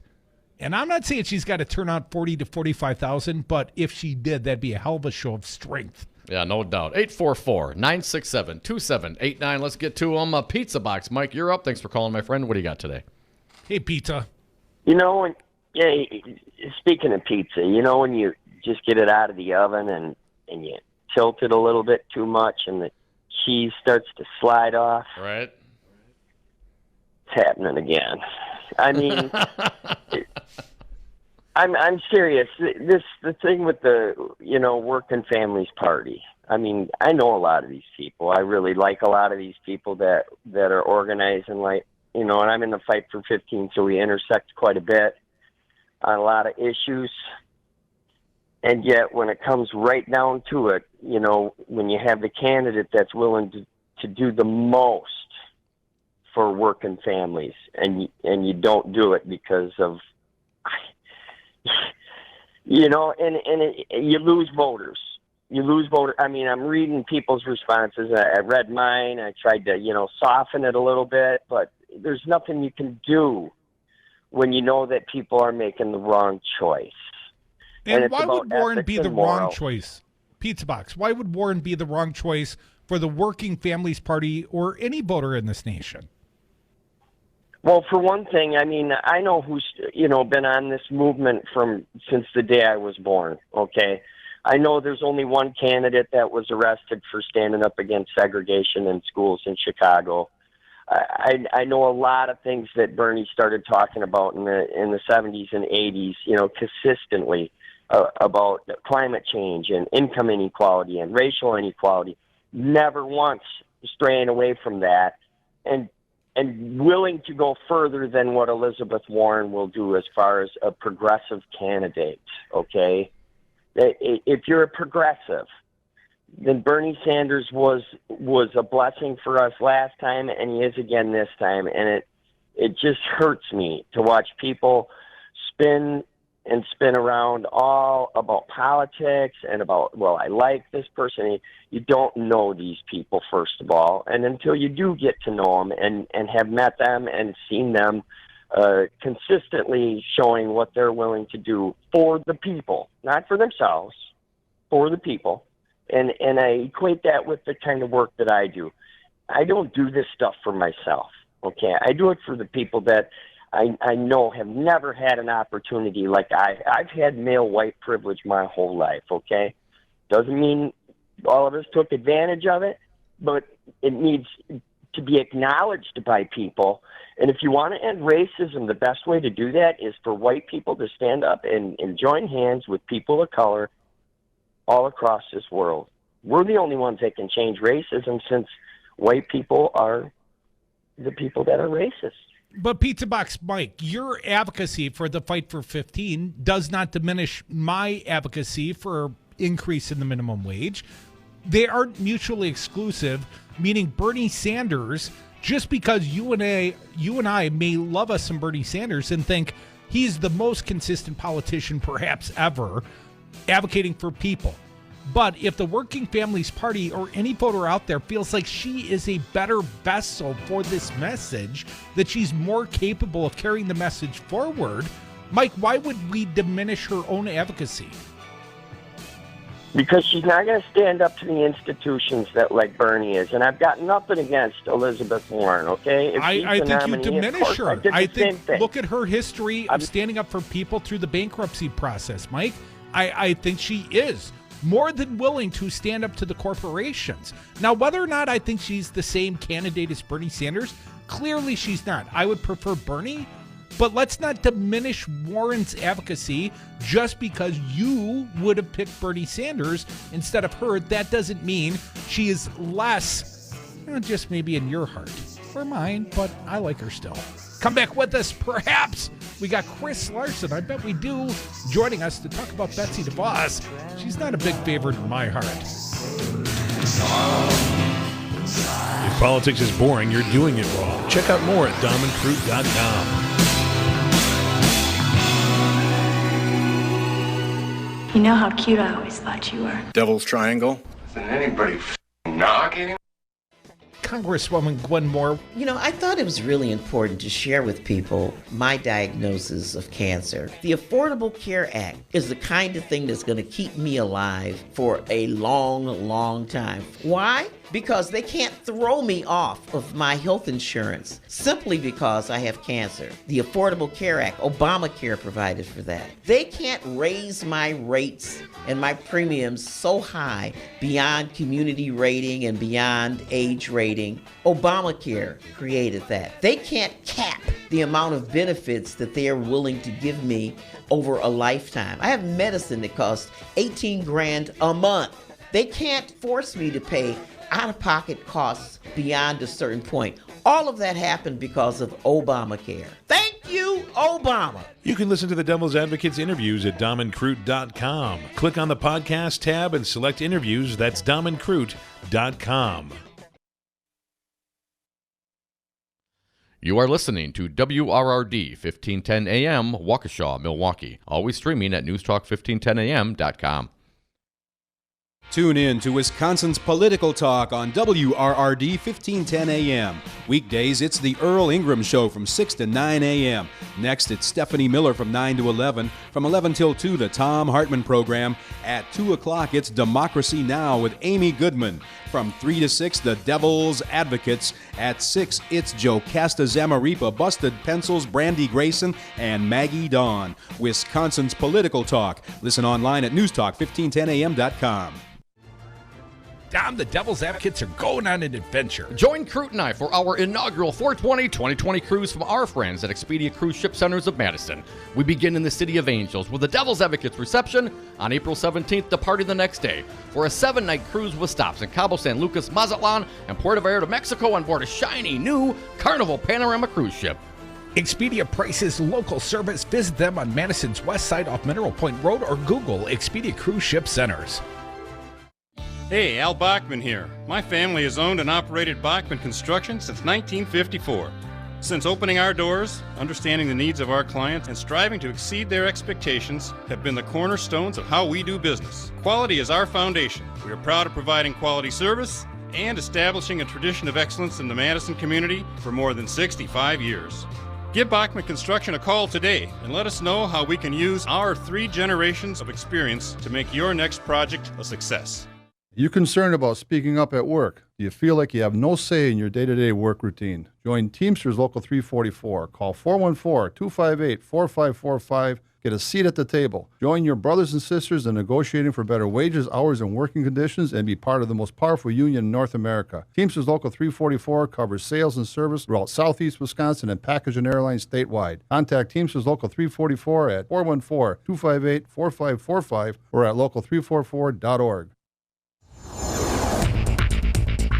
For WRRD and WTTN, I'm Stu Daniels with your headlines.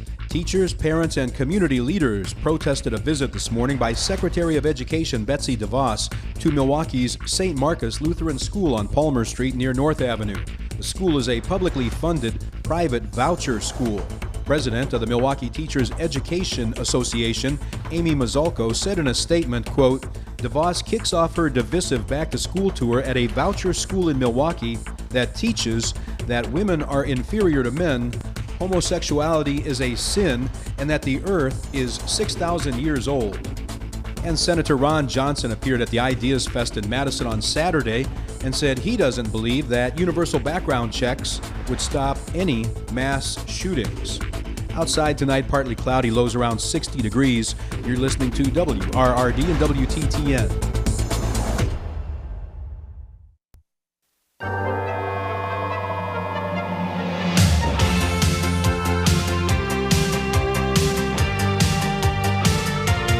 Bring it?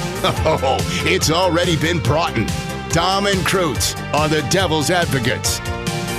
Welcome back to the Devil's Advocates radio show. Happy Monday to us all, if there is such a thing.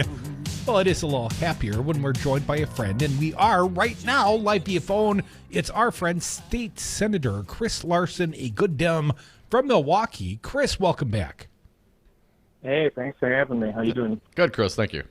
Chris, I understand you got up early, although I suspect you're an early riser.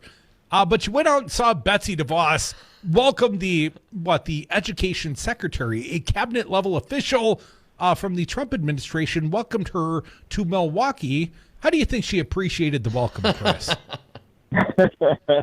It wasn't just me out there. There was a lot of us.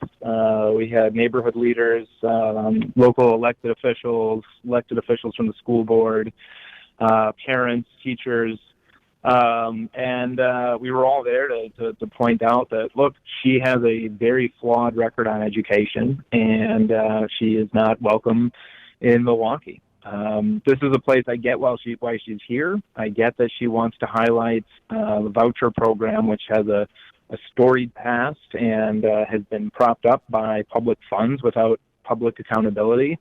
And I think that, Betsy DeVos, there's a reason why she didn't come to a public school. She decided to, she never actually came out into the public. She went behind the steel fence and waited for the protest to dissipate before she finally went in.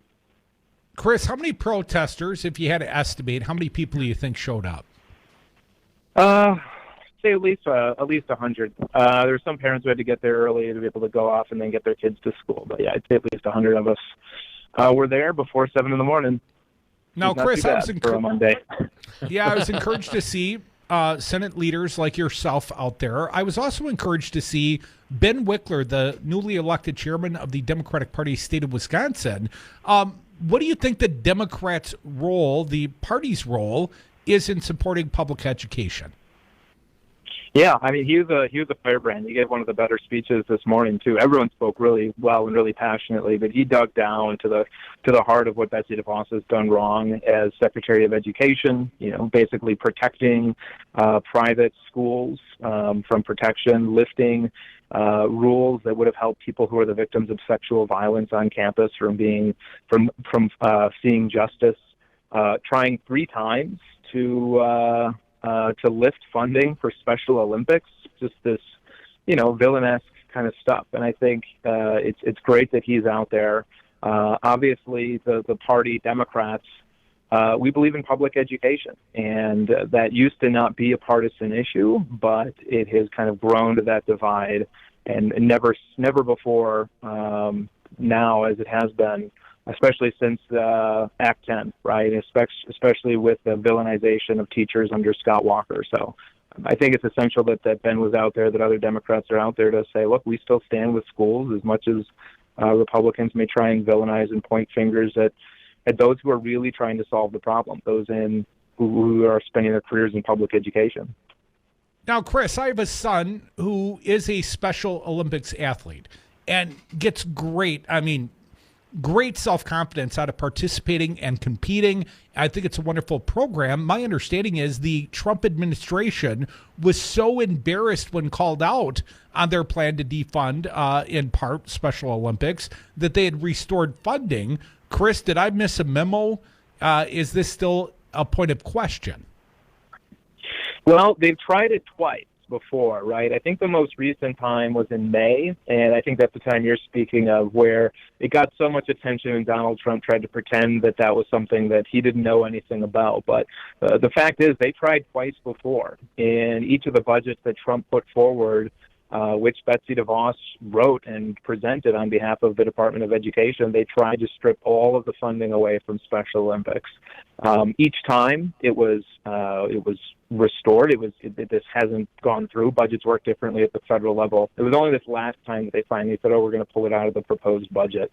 But yeah, man, if Betsy Devos, if she's tried 3 times, I wouldn't say, yeah, it's safe.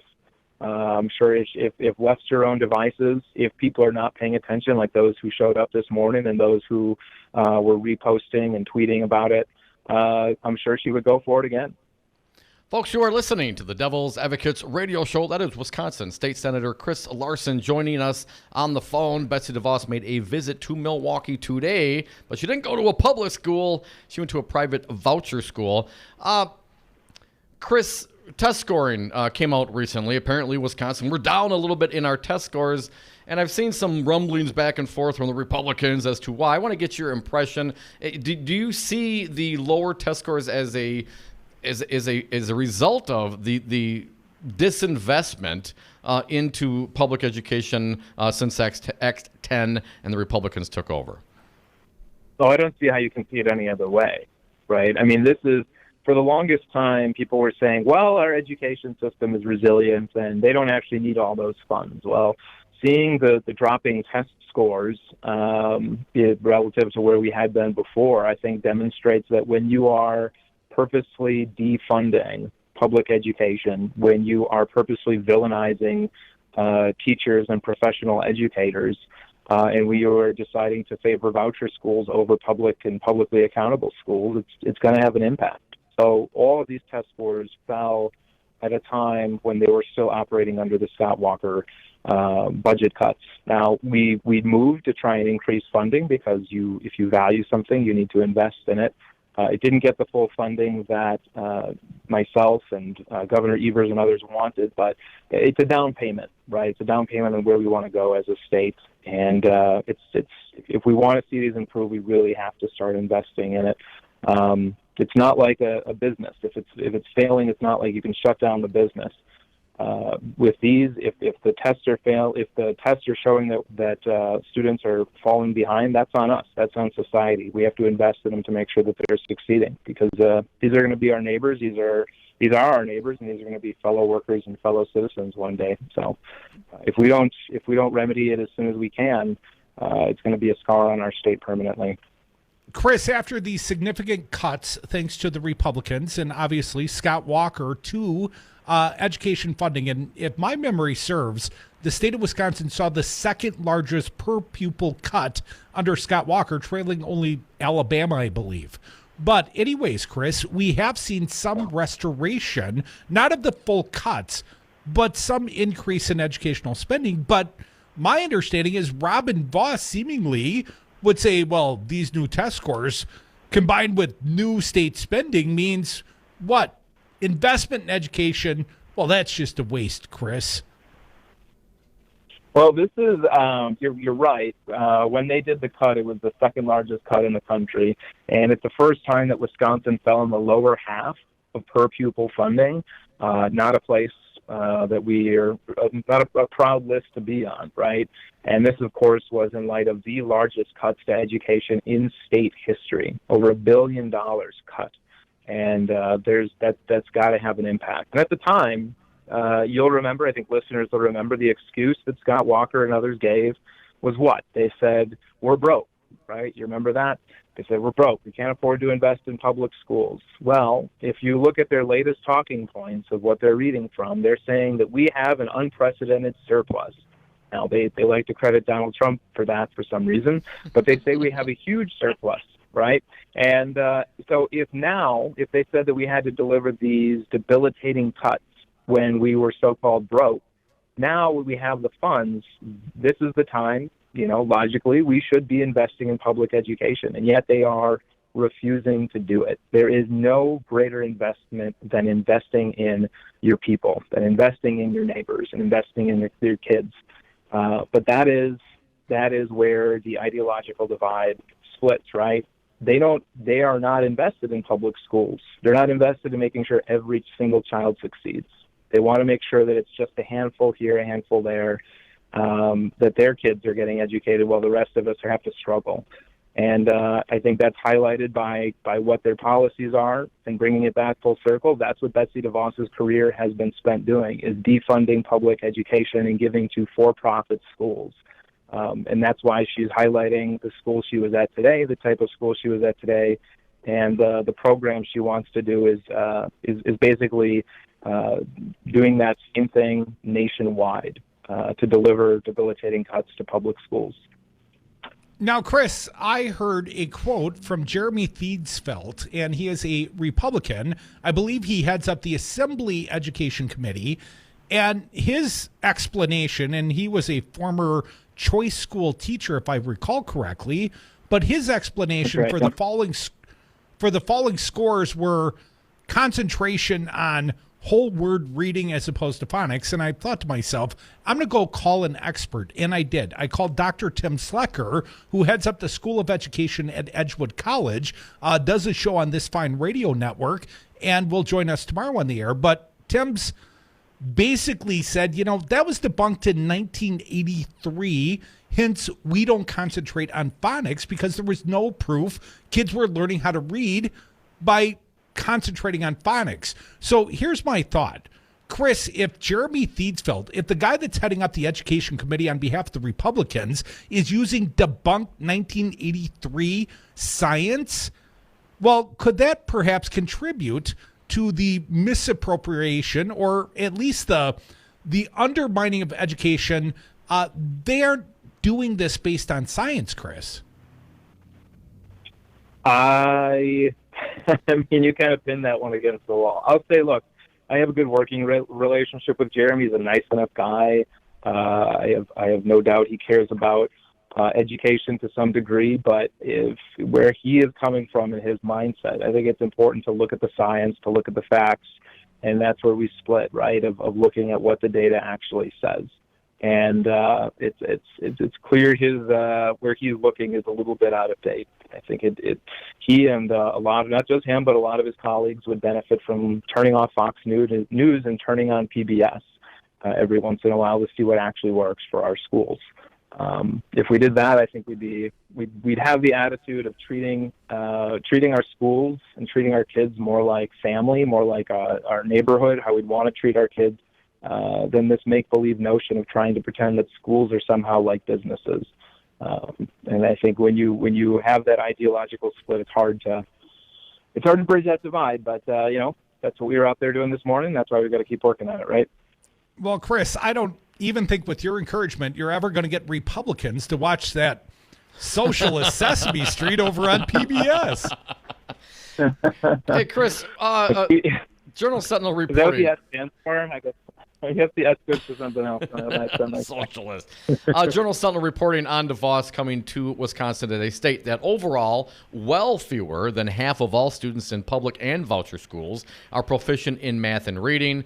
And the journal cites that Wisconsin continues to see some of the largest black-white achievement gaps in the country. Yeah. Now, we're the home. We created this monster. Here we got 40,000 kids in these schools here in the state of Wisconsin, and if it's no better, no worse than the public schools, why do we continue to go down this road?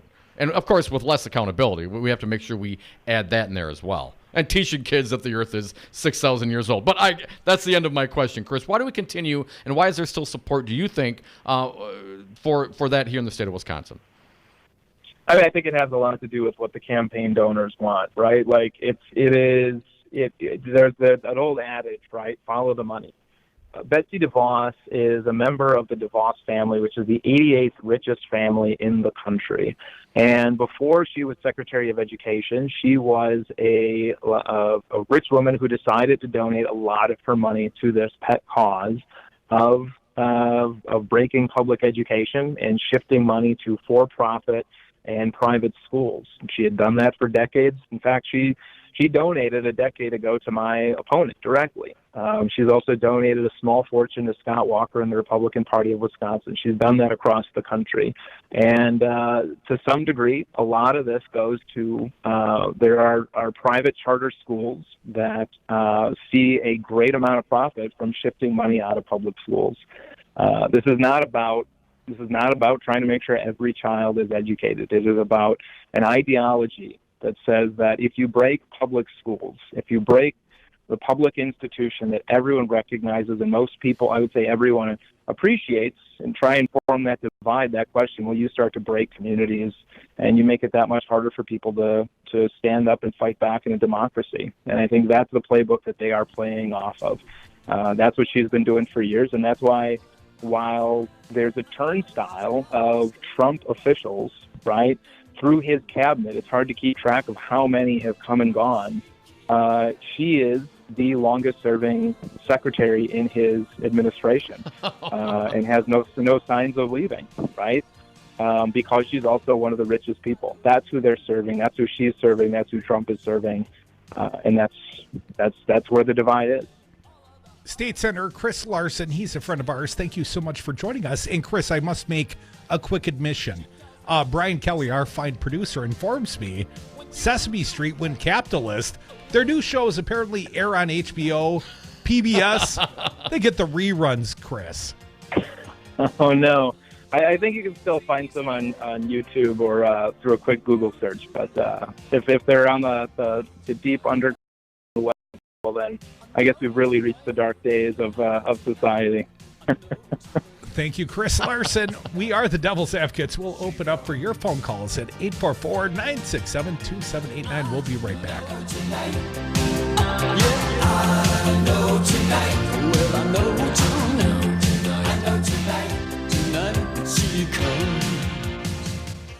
Because there's nothing more important than education.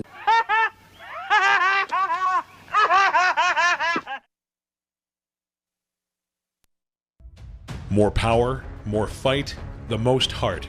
Gingras, Thompson & Walks is more than a law firm. We're family. We believe in doing our best to help people in need and right the wrong that's occurred. For more than 35 years, we've helped thousands of clients across the state of Wisconsin get the justice they deserve. Our proven track record of success isn't based solely on our knowledge of the judicial system. Rather, we make it our priority to get to know our clients and their cases so we can best represent them. Gingras, Thompson & Walks. Find us online at gtwlawyers.com. I don't see the support. I don't support it. Wisconsin Senate Majority Leader Scott Fitzgerald doesn't see the support for legalized medicinal marijuana, even though the 2018 midterm referendum in 11 counties and the city of Waukesha passed by over 79%. Call Scott Fitzgerald at 608-266-5660. Tell him you support legalized medicinal marijuana. No, I don't see it. This message was paid for by the People for People Corporation. Donate online at p4ppc.org, p4ppc.org.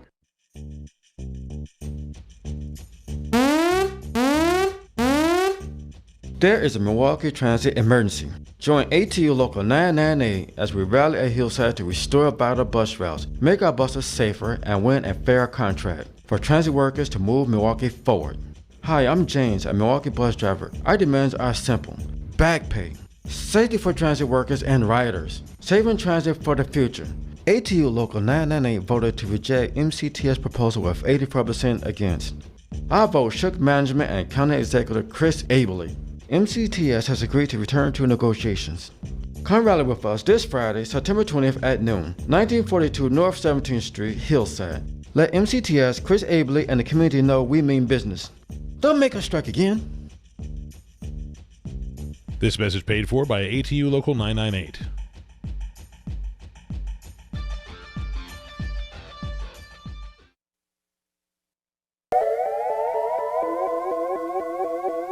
60% of the time, they're right every time. Dom and Krutz are the devil's advocates. And we are back. Thank you for listening to the Devil's Advocates radio show, streaming on YouTube, Facebook, Twitter, on the phones at 844-967-2789.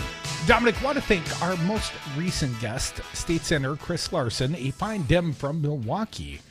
And I would point out, AFC's own Justin Morales reached out to me bright and early this morning and offered his services as a guest today. AFC, part of the network funded by Betsy DeVos, American Federation of Children. They're the choice school supported people. Isn't it the lobbying group American for them. Federation for Children.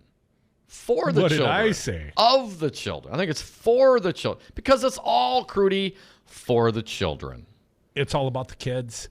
Well, I would point out, Justin, he's friendly. He's a friend of ours, as much as Ron Johnson is.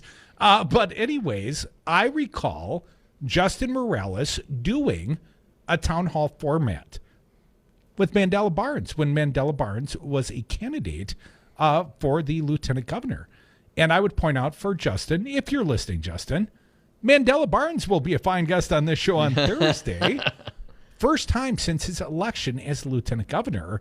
They better not let me down, Dom. I have a confirmed booking for the entire happy hour on Thursday. Mandela Barnes in the Madison studio with yours truly. Excellent. It's about time.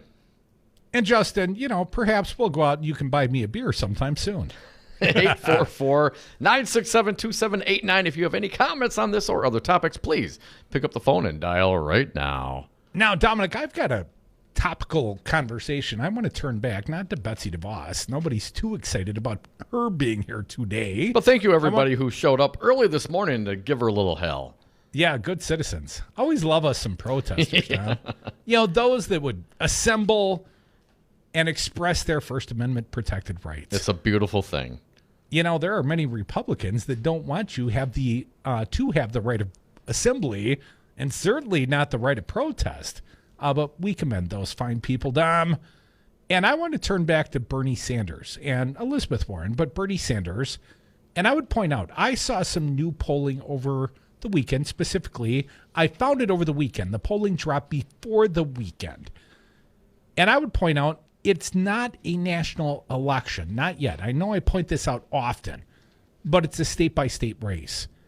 And for those that would discount my boy Bernie Sanders, we've talked often about the fact he's got 25,000 committed volunteers on the ground in Iowa. Iowa, of course, goes first as a caucus state, a state where you need lots and lots of people to turn out yours. And then there is new polling out of New Hampshire over the weekend. Bernie Sanders has surpassed Joe Biden in New Hampshire. And also, my understanding of the polling there, it was like 29 to 26. Sanders had 29, Biden had 26, Elizabeth Warren in third place, farther back. And then new Nevada polling, which would be the third state to show a preference. They're a caucus state, going to fall on a Saturday, a little bit of an odd date, and that's a state known, at least Las Vegas, Henderson County, I believe, where the vast majority of all the votes come from. They all come from Vegas. And that's a work day for so many people in the hospitality industry. You know, you got to get them to turn out and maybe leave work or not go to work on time for a Saturday caucus. And Bernie Sanders is up big currently in Nevada as well. And he did win that caucus the last time through. So, depending on how Elizabeth Warren does in Iowa, and I've seen some polling saying Biden in Iowa, some saying Warren, some saying Bernie, but it could be 1, 2, 3, Warren, Sanders, and Biden might not win a primary until South Carolina. And when you've been in the race for nearly a month and people have been voting, you haven't won a state yet, it's going to be awfully hard for Joe Biden to claim any sort of momentum and claim he's the front runner. February 3rd, Iowa, February 11th, New Hampshire, and February 22nd for the Democrat caucus in Nevada. And then when South Carolina? February 29th. Yeah, so 27 days, and of course Tuesday the 29th. Super Tuesday comes up on March 3rd. But when people have a sense of, you know, when people start voting or showing up at the caucuses, that's when people really, really start paying attention. As much as I'd like to think it's when the devil's advocates show up at a presidential debate. Of course. It's really not. What? There are lots of people that will just start tuning in when Iowa kicks in. And at that time, Dom, if you have momentum and you see, you know, a couple of progressive winning the early caucus states, Joe Biden's going to have a hard time convincing the electorate that he's the guy with the momentum if he hasn't won a state in 27 days. 844-967-2789. Dick from Madison can give you like a minute, Dick. What do you got for us? I hate to drag you back to Kavanaugh, but can you guys fill me in? Did Barr have the crassness to give out those little medals to the people that suggested him for this job? Well, that was indeed. Yeah. They were awarded by the Trump administration. The lawyers that prepped Kavanaugh were duly awarded for their fine work. Wow. That's nice. Say, what's his next excuse going to be? Yeah, Kavanaugh, I'm more of a shower than a grower? Oh, no. Yeah. I know, it was bad. But, I mean, Christ, this guy, it's beyond belief. He needs to go, and so does Barr. Barr's even worse. Yeah, I'd like to see Barr go bye-bye. Go behind bars. I don't know if he's committed criminality, but certainly I would say there has been some obstructive behavior in the misconstruence of the Mueller report. Come back with us. The happy hour commences right now, and it's always happier when you join us on the phones, 844-967-2789. We're also going to talk with our Teamster buddy, Tom Bennett from Local 200.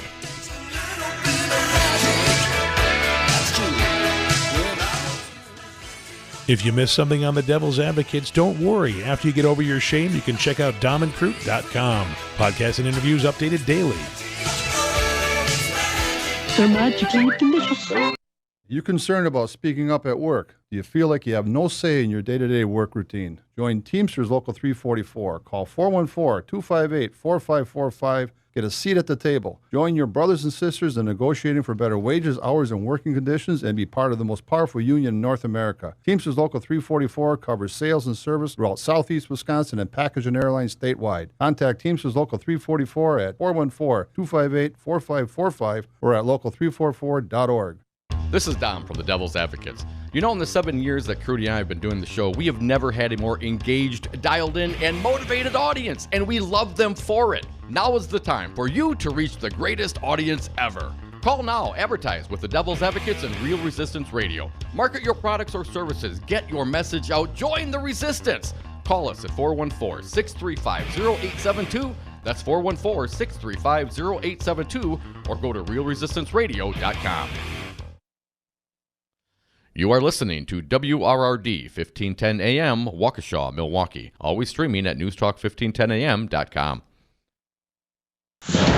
Saudi attack, impeachment talk. I'm Ann Cates.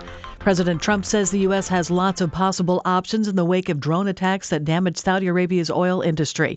Correspondent Nick Robertson with reaction from Saudi officials. They do say that they will take appropriate action depending on the outcome and the findings of their investigation. They say that they have the capacity and resolve to defend their land. Specifically right now, however, while saying that these were Iranian weapon systems, they are saying they are still investigating precisely where those weapons were fired from. They have, however, ruled out Yemen as being that base.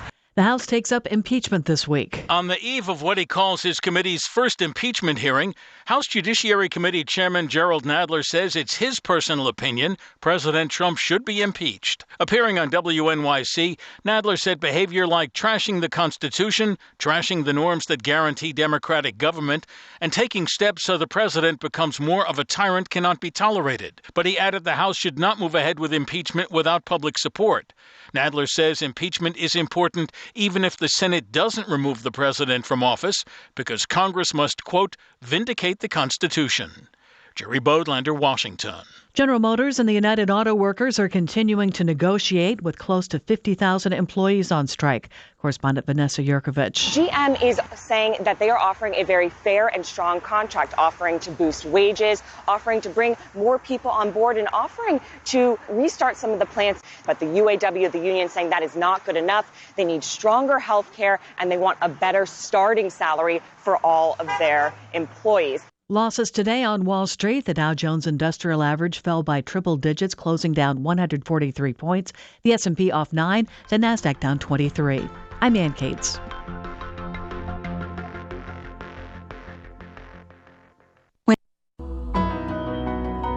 We the people, the hardworking 99% of men and women, only have a voice when we join together as one and amplify our message. Now is the time for all Wisconsinites to join We the People and raise our voices. Do you feel like you are wasting your money funding unaccountable consultants, unresponsive candidates, and their campaigns? Help us do something that really matters. Please join We the People. Give what you can so we can support progressive radio stations like this one, using the public airwaves to educate Wisconsin about what we the people want for our state and remind Wisconsin's politicians that they work for us.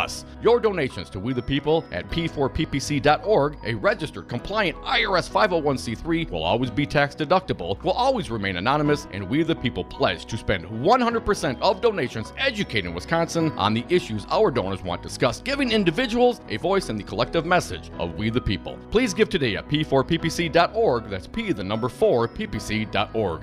We the people need you. Two Super Bowl winning quarterbacks are sidelined with injuries, adding to what has already been a painful start for some teams just 2 weeks into the season. Ben Roethlisberger's season is over. Drew Brees could miss 6 weeks. Roethlisberger will undergo surgery on his right elbow and will be placed on the Steelers' injured reserve, ending the 37-year-old's 16th season. Brees will also undergo surgery, his to repair a ligament in his right thumb. The Saints quarterback has missed just 1 game because of injury out of 274. The pair of future Hall of Famers going down just a week after Jacksonville's Nick Foles, another champion, suffered a broken collarbone, and the Colts' Andrew Luck suddenly retired before last month. I'm Joe Ramsey. A congressional subcommittee has heard from fishermen asking for input on crucial decisions about offshore wind energy. During a hearing today at the Jersey Shore, fishermen said they wanted to be consulted on where wind energy projects are located and whether water access is restricted, citing concerns about local fish species. I'm Ann Cates. So there's this. Listen to the Devil's Advocates live weekdays from 3 to 6 p.m. Go back to where they came from, help those people come back and show us how to do it. That was the full quote. They didn't come from anywhere. They were here, dude. Are you employed, Chris? I am. Do you have an HR department? Yes, I do. I'm a union machinist. Oh, do you work with minorities? I do. If you walked up to one of your coworkers who was a minority, you told them to go back to where they came from, would HR have a conversation with you about that, do you think? It depends on the person, really. I mean, some people are... If somebody complained to HR about what you said, do you think they would have a conversation with you about that? Absolutely. Okay. But why? Why would they pull you off of your job to discuss this with you, and what do you think their beef would be? Because they're trying to protect the corporation from lawsuits. Lawsuit for what? Discrimination, racism. So if your coworkers, if you say it to your coworker, it could be described as discrimination or racism. But when the president says it to the world, it's not racist? No. Yikes. For WRRD and WTTN, I'm Stu Daniels with your headlines. Teachers, parents, and community leaders protested a visit this morning by Secretary of Education Betsy Devos to Milwaukee's St. Marcus Lutheran School on Palmer Street near North Avenue. The school is a publicly funded private voucher school. President of the Milwaukee Teachers Education Association, Amy Mazalko, said in a statement, quote, "This publicly funded, unaccountable private voucher school is an emblem of the failed privatization experiment that hurts our children and has stolen important funding from public schools that serve all children." Forecast for Milwaukee and Madison. Tonight, partly cloudy, lows around 60 degrees. Tomorrow, mostly sunny with highs around 72 in Milwaukee, 79 in Madison. You're listening to WRRD and WTTN, Wisconsin's Political Talk. Warning, you are about to listen to the greatest radio show ever. And due to contractual obligations and to shield our airwaves corporate licensees from any semblance of liability, responsibility, and gullibility, we must tell you the views represented on this show are not necessarily those of this station or its management. This radio show contains differing points of view on current political topics, and due to the nature of its contents, it should be heard by everyone. Thank you for listening. 3, 2, 1. Now live from the heart of liberal Wisconsin, where the political party is just beginning, welcome to the Devil's Advocate Show. Best friends proving it's never personal, only politics. Please allow me to introduce myself. Now here are your hosts, Dom and Crute. Welcome back to the Devil's Advocate. Sliding into the 5 o'clock Let's Bomb Iran happy hour. Bomb, bomb, bomb, bomb, bomb, bomb. I'm getting quite concerned that for whatever reason, I cannot fathom the reason other than the fact the news and the polling very bad for Donald Trump. He apparently is looking to start a war. And how do I know this? Because we've got many rebels claiming responsibility for the drone attacks on the Saudi oil fields. Yet we got Pompeo and we got the president, according to CNN, reporting on the Chiron, breaking news. Trump says it certainly looks like it was Iran. What? And it was just yesterday on the Meet the Chuck Todd. We play that out right here on Sunday mornings on WRD 1510 AM and Talk 92.7 FM. We play Meet the Press. And the president went on with Chuck Todd and effectively said, I will meet with Iran with no preconditions. And then he apparently changed his mind and accused the mainstream, lamestream media of lying because he would have never said something like that. Here's what he tweeted out last night, 6:02 p.m. This is Donald Trump. The fake news is saying that I am willing to meet with Iran. Quote, no conditions, unquote. That is an incorrect statement, as usual. Donald Trump, that's what he said. But unfortunately, as Chuck Todd had noted, we got some sound here. Cuts 1 and 2. Brian, let's hear him telling Chuck Todd in June of this year about Iran and meeting with no preconditions. Cut 1. But you can't have a nuclear weapon. You want to talk good, otherwise you can have a bad economy for the next 3 years. Not as far as I'm concerned. No preconditions. No, it sounds like it said no preconditions. No preconditions? Not as far as I'm concerned. No preconditions. Oh, here's another one. July 31st at the White House. No preconditions. Cut 2. Well, I believe in meeting. I would certainly meet with Iran if they wanted to meet. I don't know that they're ready yet. They're having a hard time right now. But I ended the Iran deal. It was a ridiculous deal. I do believe that they will probably end up wanting to meet. And I'm ready to meet anytime they want to. Good for the country, good for them, good for us, and good for the world. Mm-hmm. No preconditions. If they want to meet, I'll meet. And then he tweets one precondition. What's that? A love letter. They got to butter the man up a little bit. That's the only precondition. You got to stroke his ego. It's so obvious. Republicans, Trumpsters, Trump supporters, independents leaning that way. The guy tweeted out last night that anybody that would dare say he ever said anything about meeting with Iran with no preconditions, that's what he said. Does he believe it? Do you trust him? What's the game? I can't figure it out because we just played 2 clips from June and July where he specifically stated no preconditions. I just, can any Republican defend it? No preconditions. If they want to meet, I'll meet. And then now we're supposed to believe him when he says, hey, it was Iran that bombed the Saudi oil field. It was Iran. Yeah, it's Iran.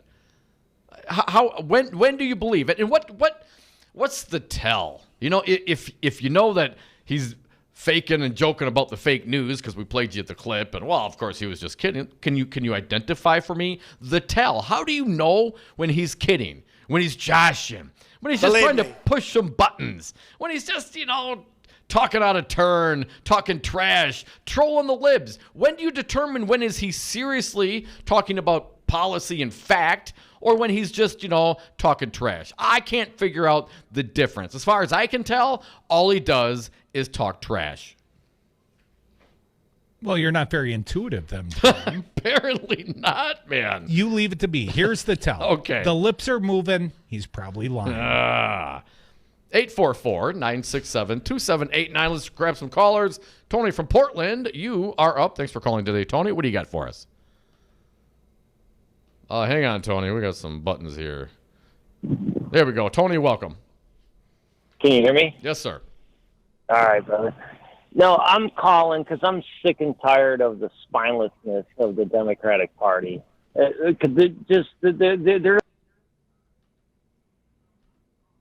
What'd you do? Tony, we missed a little bit. Try that again. You're sick and tired of the weakness of Dominic's commentary. I'm sorry. Continue. Well, it's not just Dominic's commentary. You're guilty too, dude. Don't even try to get out of that. Yeah, you tell him, Tony. Stick it to him. Yeah. I guess the phone broke again, Tony. Click, click. No, go ahead, man. Go ahead. We got thick skin. We can take it. I usually agree with Dom more than you, but, I find myself agreeing with you. I mean, you're a good guy, Crudy. You lose your way sometimes. But tell me more about the Dems, Tony. Well, because I'm just sick and tired of the spinelessness, and you're guilty of it, Dom. You were talking the other day about Uncle Joe. We gotta have a white guy because if we don't have a white guy, we're gonna lose. What? And if we have a woman, they're going to be accused of being Hillary. And if Tony, you've been cheating on us with a different, less super cool talk radio I can't product. imagine. No, I haven't, man. You guys have been guilty of the same. I've been hearing it on every show. It's just come on, man. I have never, ever, those words have never come out of my mouth that we need to elect Uncle Joe Biden because he's a white guy. I mean, come on, man. Well, that's true. All right. He's not even our favorite white guy on the panel, Tony. Maybe you heard me say you got to vote for Bernie because he's, super cool, and I like Bernie. All right, but let's stay focused, Tony. Let's talk about the party, though. I mean, what would you? Obviously, we have all sorts. We got the Kavanaugh issue right now that just kind of poked its head up again, and we have this continuing investigation, these issues with Donald Trump, and new information last week. Apparently, we're going for impeachment again. I guess maybe, and actually, there's the Trump administration filed legal paperwork trying to dismiss cases because of the Democrats not specifically stating that they are in an impeachment inquiry in the past, trying to get out of it now. But what would you suggest? If you were in charge, Tony, of the Democratic Party, how would you handle it?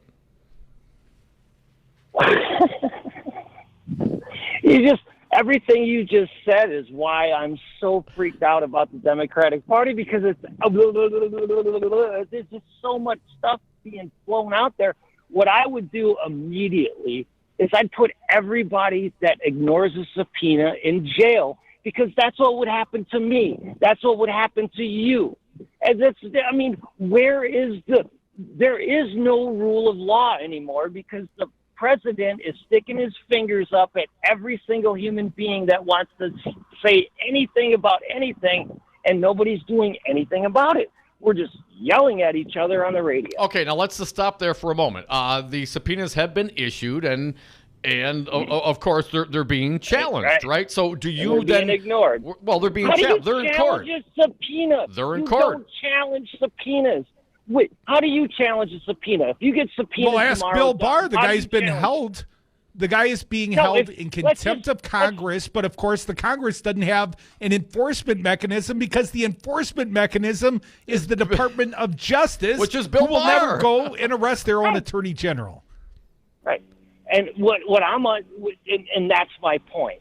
If I get subpoenaed tomorrow and I flip the bird to the judge, I go to jail. Yeah, but you're right. But this is different, right? Congress is not a judge. This is different. How is this different? Well, because I thought it was a rule of law. I thought that justice was blind. How is this different? How is it different that I go to jail and the president doesn't go to jail? How is that different? Where is we the people? I'm not disagreeing with you there, Tony. I'm with you, man. I'm totally with you, but it's different because it's the judiciary and the judges and versus the legislature and committees in Congress. But isn't that the whole point of the the impeachment inquiry? And we appreciate your call, Tony. I know you're all fired up today. But the impeachment inquiry changes the Congress from basically an Article 3 to an Article 1. So they take on effectively they move beyond the legislative branch and they become part of the enforcement branch. They have more powers at their disposal. Although I completely agree with you, Tony. They have been weak as you know what, as frick. They've been weak as frick on this whole topic and the fact that the Trump administration is using their own fickleness and fecklessness against them.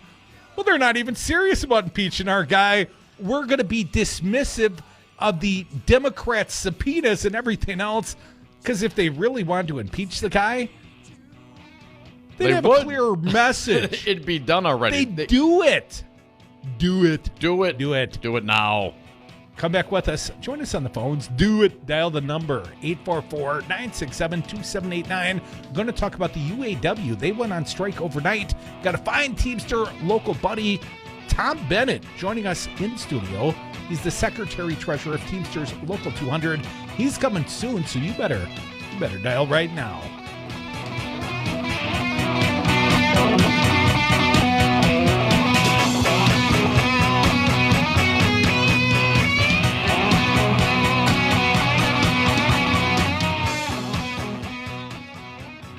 Not as far as I'm concerned. No preconditions. I always want to tell the truth. When I can, I tell the truth.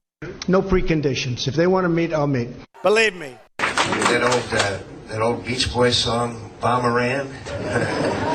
Bomb, bomb, bomb, bomb. Anyway. Bomb the shit out of them. You concerned about speaking up at work? Do you feel like you have no say in your day-to-day work routine? Join Teamsters Local 344. Call 414-258-4545. Get a seat at the table. Join your brothers and sisters in negotiating for better wages, hours, and working conditions, and be part of the most powerful union in North America. Teamsters Local 344 covers sales and service throughout Southeast Wisconsin and package and airlines statewide. Contact Teamsters Local 344 at 414-258-4545 or at local344.org.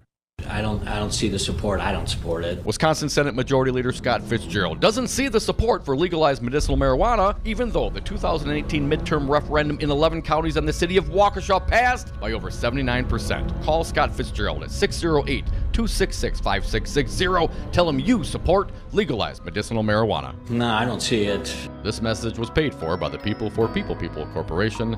Donate online at p4ppc.org, p4ppc.org. Have a drink at Regano's Roman Coin. This neighborhood corner tavern is as classic as the street it occupies. Family owned and operated since 1966, Regano's Roman Coin is located in a former Pabst Tide House on historic Brady Street, serving an array of craft beers with a focus on Wisconsin breweries. Also, weekly drink specials, trivia on Wednesdays, seasonal sporting events, parties hosted for all occasions, and pet friendly. Open 11 a.m. Tuesday through Friday, 10 a.m. Saturday and Sunday, closed on Monday. Regano's Roman Coin, Milwaukee's pet friendly, cash only order and classic corner tavern. Madison Liquidators has officially moved into a bigger, nicer showroom off Pleasant View Road in Middleton, and they are proud to announce they have expanded to provide educational and healthcare institutional furnishings. They have great new offerings of quality new office furnishings from industry leaders like Groupe Lacoste and Via Seating, and you can see the expanded and extensive inventory of used furniture online at MadisonLiquidators.com, or you can call Kelly and have her help you make a plan for your new space. Start today at MadisonLiquidators.com and tell them you heard them on Talk 92.7 FM. The Devil's Advocates, making radio great again. Exclamation point. And we are back. Thank you for listening to the Devil's Advocates radio show. Phone lines open, 844-967-2789. Dominic, I've got a little bit of an update. CNN reporting. Sources. The U.S. has assessed the attack on Saudi oil facilities. Well, it originated inside Iran. And here's how we know, according to CNN's reporting, Dom. The U.S. has told at least one U.S. ally in the Middle East that they have intelligence showing that the launch was likely, and likely is in quotes here, coming from the staging grounds in Iran, but they have not shared that intelligence yet. It is one thing to tell us, is another thing to show us, said a diplomat from the region. A U.S. official separately tells CNN that the U.S. has assessed the attack originated from inside Iran. The official spoke on condition of anonymity, and no public evidence has been shared. There's not a lot of new news here, but I would point, Dom, we're following the Saudis' version of this. The Saudis came out this morning and said, nope, it's Iran, and like 15 minutes later, we said, must be. Hell, Kellyanne Conway said it was Iran several days ago, like the day it happened, damn near. Dominic, what countries in the region decide to do in reaction to the Saudi oil field attack largely depends on what the U.S. is willing to do, the source said. CNN reported earlier that Secretary of State is expected to speak with the UAE Crown Prince on Monday and other nations. And the Pentagon declined to comment. The State Department and the White House did not respond to requests for comment. And the Wall Street Journal first reported that the U.S. was telling countries in the region that the attacks were launched inside Iran without offering any evidence. Sounds kind of hinky to me, Dom. I did see a headline. I'm trying to find it now. That Iran is, when it initially happened, came out and said, well, of course, the USA is lying. But I'll have to find the specific quote here. But lots of finger pointing going on. So let's just step back for a moment. Number one, is this America's problem? Are we the police officers of the world? I mean, isn't that one of the things Trump ran on? Is that we're not going to be the police officers right, of the world? Right. Is this our problem? Why are we, Trump, locked and loaded, which apparently does not mean ready for war? So if someone comes out with another definition of what locked and loaded means, please let me know. Because it sounds to me like you're ready to shoot somebody when you say locked and loaded. So Trump tweets he also out, said locked no and loaded. Preconditions. I know. Who cares what Trump says? Well, locked I care loaded, what Trump no says. I care about the preconditions. words that come out of his mouth. He's the president of the United States. His followers probably care what he says. Hell, the world should care what he says. This man cannot be trusted with the truth, with the facts. He just talks and talks and talks. So, again, is this our problem? I mean, Trump made it our problem. Locked and loaded. We're there with our allies, Saudi Arabia. Earlier today, again from CNN as the source, Kelly Craft, the U.S. ambassador to the United Nations, addressed the attacks on Saudi oil facilities during an unrelated Security Council meeting on Yemen, calling it deeply troubling. I'd like to briefly address the deeply troubling attacks on the Saudi oil facilities that occurred this past weekend, Kraft said. The United States condemns these attacks on the strongest possible terms, standing firmly with our Saudi friends. But here's a little inset, Dom. We must all be clear-eyed about this event. A direct assault on the world energy supply. There's your explanation. Man, someone's messing with the oil. Claims of responsibility have been made, but as Secretary of State Mike Pompeo has clearly stated, There's no evidence the attacks came from Yemen. Emerging information indicates that responsibilities lie with Iran, despite the Yemeni claims that it was them. I'm not saying no one's ever made a false claim, serial killers out there in the world, and some jackass says, I'm the one, righty. But when you could be at the gun sites of Tomahawk missiles, Dom, I don't hear a lot of people claiming false credit for bombing of the oil fields. At least historically speaking, I don't recall that precedent being set.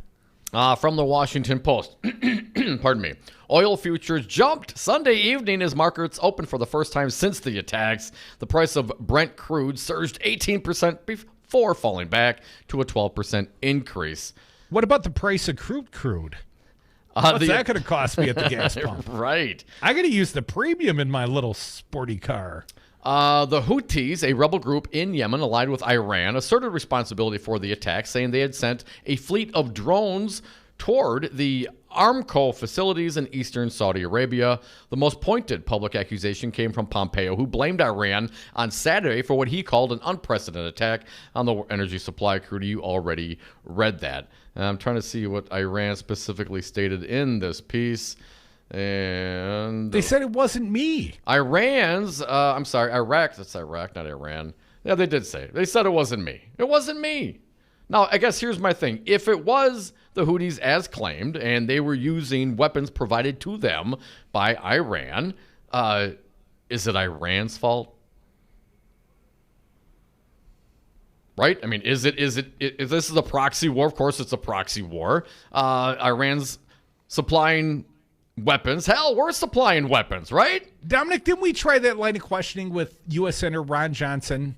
I asked him. Ron said, well, we've got to supply the armaments in the Yemeni war being fought by the Saudis because otherwise they'd have less accurate armaments. And more people would die. And perhaps some, indiscriminate killing. And I said to him at the time, yeah, but the blood would be on someone else's hands than Ron. I tried to make the implication that if we sell those weapons, well, then we are also complicit in the destruction those weapons cause. But if Ron Johnson ain't having it, I don't know why the Iranians would have to be responsible for the actions of the Houthis, or the Cruties, as some call us. And of course, if Iran was responsible, if this was their planning, if this was their actions, and these drones came from their country, well, that's a big frickin' problem. You know what I mean? This is a Sunni Shia thing going on. It's older than this country is, for sure, and this is going to be a problem. But we'll just have to wait and see, because I don't trust Trump on any of this.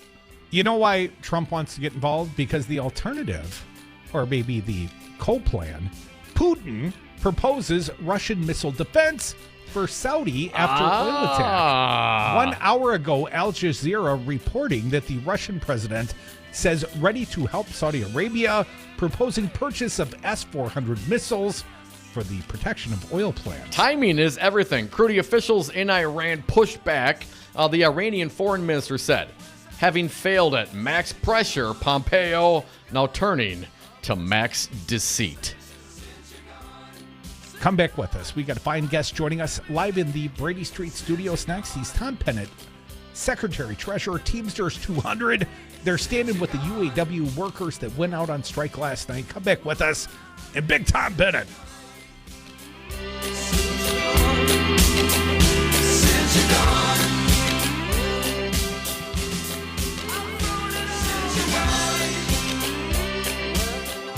Want to be more presidential? Tweet the Devil's Advocates at Devil Radio.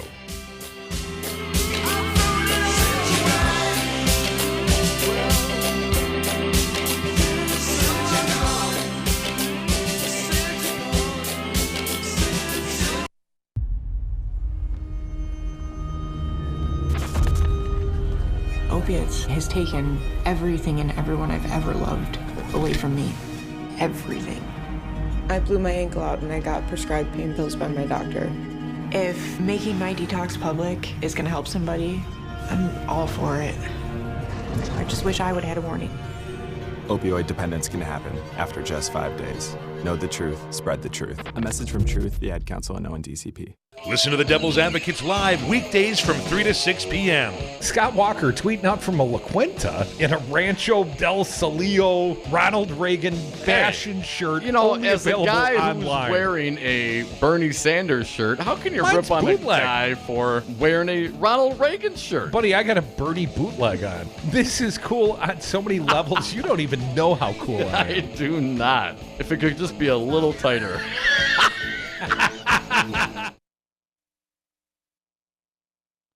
You are listening to WRRD 1510 AM, Waukesha, Milwaukee. Always streaming at newstalk1510am.com.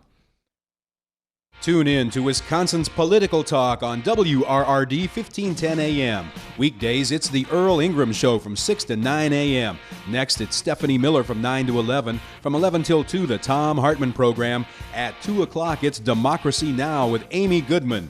From 3 to 6, the Devil's Advocates. At 6, it's Jocasta Zamaripa, Busted Pencils, Brandy Grayson, and Maggie Dawn. Wisconsin's Political Talk. Listen online at newstalk1510am.com.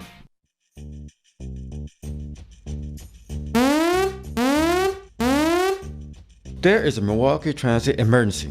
Join ATU Local 998 as we rally at Hillside to restore battered bus routes, make our buses safer, and win a fair contract for transit workers to move Milwaukee forward. Hi, I'm James, a Milwaukee bus driver. Our demands are simple. Back pay, safety for transit workers and riders, saving transit for the future. ATU Local 998 voted to reject MCTS proposal with 84% against. Our vote shook management and County Executive Chris Abele. MCTS has agreed to return to negotiations. Come rally with us this Friday, September 20th at noon, 1942 North 17th Street, Hillside.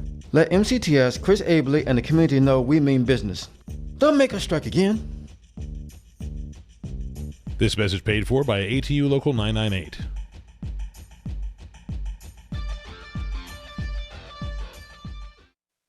Hi, I'm Todd Stryker, President and CEO of Five Nines. Have you got your head in the clouds on how to manage IT for your enterprise?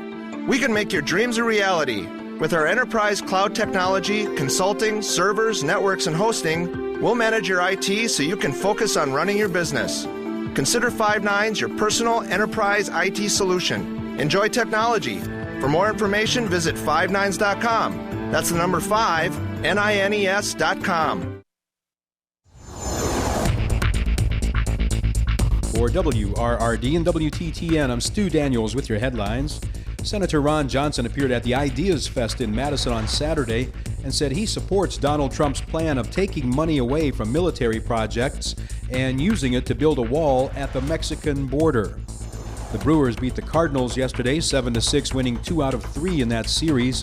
They come back home tonight to start a 4-game series with the Padres. Ryan Braun hit a game-winning 2-out grand slam in the 9th inning yesterday. The Crew are still a game out of the second wildcard position and just 3 games out of the division race. And the Packers beat the Vikings yesterday 21-16 at Lambeau Field. Their next game is Sunday, again in Green Bay against the Broncos, who are 0-2 to start the season. Outside tonight, partly cloudy, lows around 60 degrees. You're listening to WRRD and WTTN.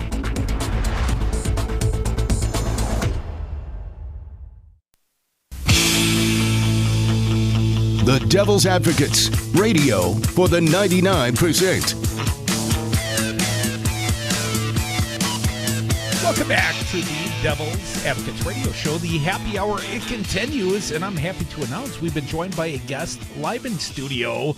He's Tom Bennett. He's the Secretary-Treasurer, local Teamsters 200, based out of Milwaukee. Tom, welcome back, big guy. Always nice to be here, Michael and Don. Thank you, Tom. Nice. Ironically, with the death of Rick Ocasek, we've been playing a lot of Cars songs. Good music. I'm from the late 70s, early 80s. I like that music. Right? It brings you back. Absolutely. Well, Tom, ironically, we brought you on to talk about the fact that at least at the GM plants, they're not going to be making a lot of cars here in the short run. They are not. Tom, UAW went on strike. About 50,000 workers at GM went on strike last night. First and foremost, how long's it been to your memory since UAW went on strike? I think the last car strike was 2007 when they took when the auto workers took out the members. And did that have anything to do with the, what was it? Not cash and carry, the cash for clunkers, Tom? Well, that was a bad time, 2007, 2008. Yeah. That's when the bailout, the big three came about, and that's when the members stepped up. The car industry was hurting. We stepped up as members. All unions stepped up because there's not a union that's not impacted by General Motors. I mean, that's a huge entity across this country. And Tom, Teamsters are standing as allies with the UAW workers. Before we talk about that, do you know what it is that UAW, why they specifically chose to go on strike? What is it that they have not gotten that they're seeking that drove the majority of the union to vote for a strike? I think what it's about is, as a union member, we're a partner with these employers. And when the employers are reaping benefits, we want to seek something in return. We're a partnership. We're a marriage. We fail together. We survive together. We prosper together. And I think that's what the members are looking for. GM has made, over $8 billion last year after taxes and profit. That was off the members' backs, right? We were part of that equation. So they're looking for fair wages. They're looking for health care. They're looking for simple things that all workers should have. And I think because of the success, they're also looking to have some of these plants reopened back up. Absolutely. I mean, Lordstown, Ohio, they're shutting down that plant. That's where they built the Cruise. There's been some promises by the bargaining committee from General Motors to say, hey, we're going to invest all this money into these closed plants and bring them back online. But there's no defined plan. And I think that's what the bargaining committee wants to see is the defined plan. What does the future look like? You can make all kinds of promises, but what are we going to do? Tom, it was about a month ago. Dominic and I were in Detroit for the second Democratic presidential debate. We went to a press conference outside a GM plant in Warren, Michigan with Tom Perez. And the news of the day that brought Tom Perez and the Devils out there was it was a GM plant that was going to close. Tom, where do you think we're at in this country? I think that sometimes cars are a leading indicator of consumer sentiment. Is it lack of profitability? You just mentioned GM highly profitable. Or why is it, do you think that GM is shuttering these plants, Tom? What is it about the economy, or at least the car economy, if you have an opinion, sir? Well, I think what it's about is GM specifically, they're looking to downsize, but yet build a good product, offer a good solution to the consumer. When the times are good, we prosper. We want to spend our money. We want to buy a nice GM car. We want to buy a nice product. So I think there's a lot of things going on. There's a lot of moving targets in this whole equation. But at the end of the day, greed is greed, right? Let's give something back to the employees that made this company profitable. When you say greed, Tom, it sounds so bad. I look at it as maximizing shareholder profitability. Well, that's right. Working on the efficiencies. Says the man that drives a black GM-made Cadillac coupe. The thing about it is that these employers, they're seeking for members or employees to dip in their pocket more for health care. They want to get those costs off the table. We want good health care. We've earned good health care. I think there's a small portion that the GM employees pay. I think it's 4 or 5%. I think the market trend is anywhere from 20 to 30% where employees are chipping in. That's unreasonable. Healthcare is not going up. It's not going down. It's going up in cost. Now, Tom, as mentioned, the Teamsters, as a national organization, you're standing in solidarity with UAW. What is the pledge the Teamsters have made? Well, I think at the end of the day, the Teamsters came out yesterday. Our general president said we're going to support the auto workers. We've had a relationship with the auto workers for decades. We go back a long, long time. We got their back. They got our back. As a matter of fact, right now, as we're talking, there are Teamster locals across the United States that are standing hand in hand with the picketing strikers on the line right now. Folks, you're listening to the Devil's Advocates radio show. Tom Bennett, he's the secretary-treasurer of Teamsters Local 200, joins us in studio on Brady Street in Milwaukee. Tom, so what specifically? I mean, obviously these plants are closed, and I have family. I was born in Metro Detroit. I have family that work for the big three automakers, and I know if one of those plants shuts down because of a supplier issue, they're running really tight margins and all these things. And if something goes bad, you get a bad shipment of tires, God knows what, you shut that plant down, and it's millions of dollars a minute. I mean, it's crazy how much money these plants will lose being closed down. But of course, products still got to get from A to B. Teamsters, you do a lot of driving. Are all those GM products just now sitting on the back of a trailer? Well, as of right now, there's probably products sitting on the car haulers, sitting in the yards. But at the end of the day, you just hit a great point that these car manufacturers, it's on-time delivery for cars. It's on-time delivery for product in there.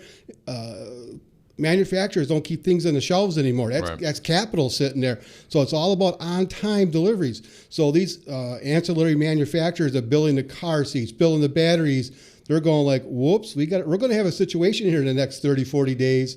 There's enough cars out in the marketplace right now, I think for like 70, 80 days, but they're going to dwindle fast. And Tom, we got model years turning over. Normally the auto dealers start turning over inventory towards the new model year. The 2020s would start coming out early fall. This is typically the time when they'd be shipping them off to the dealerships.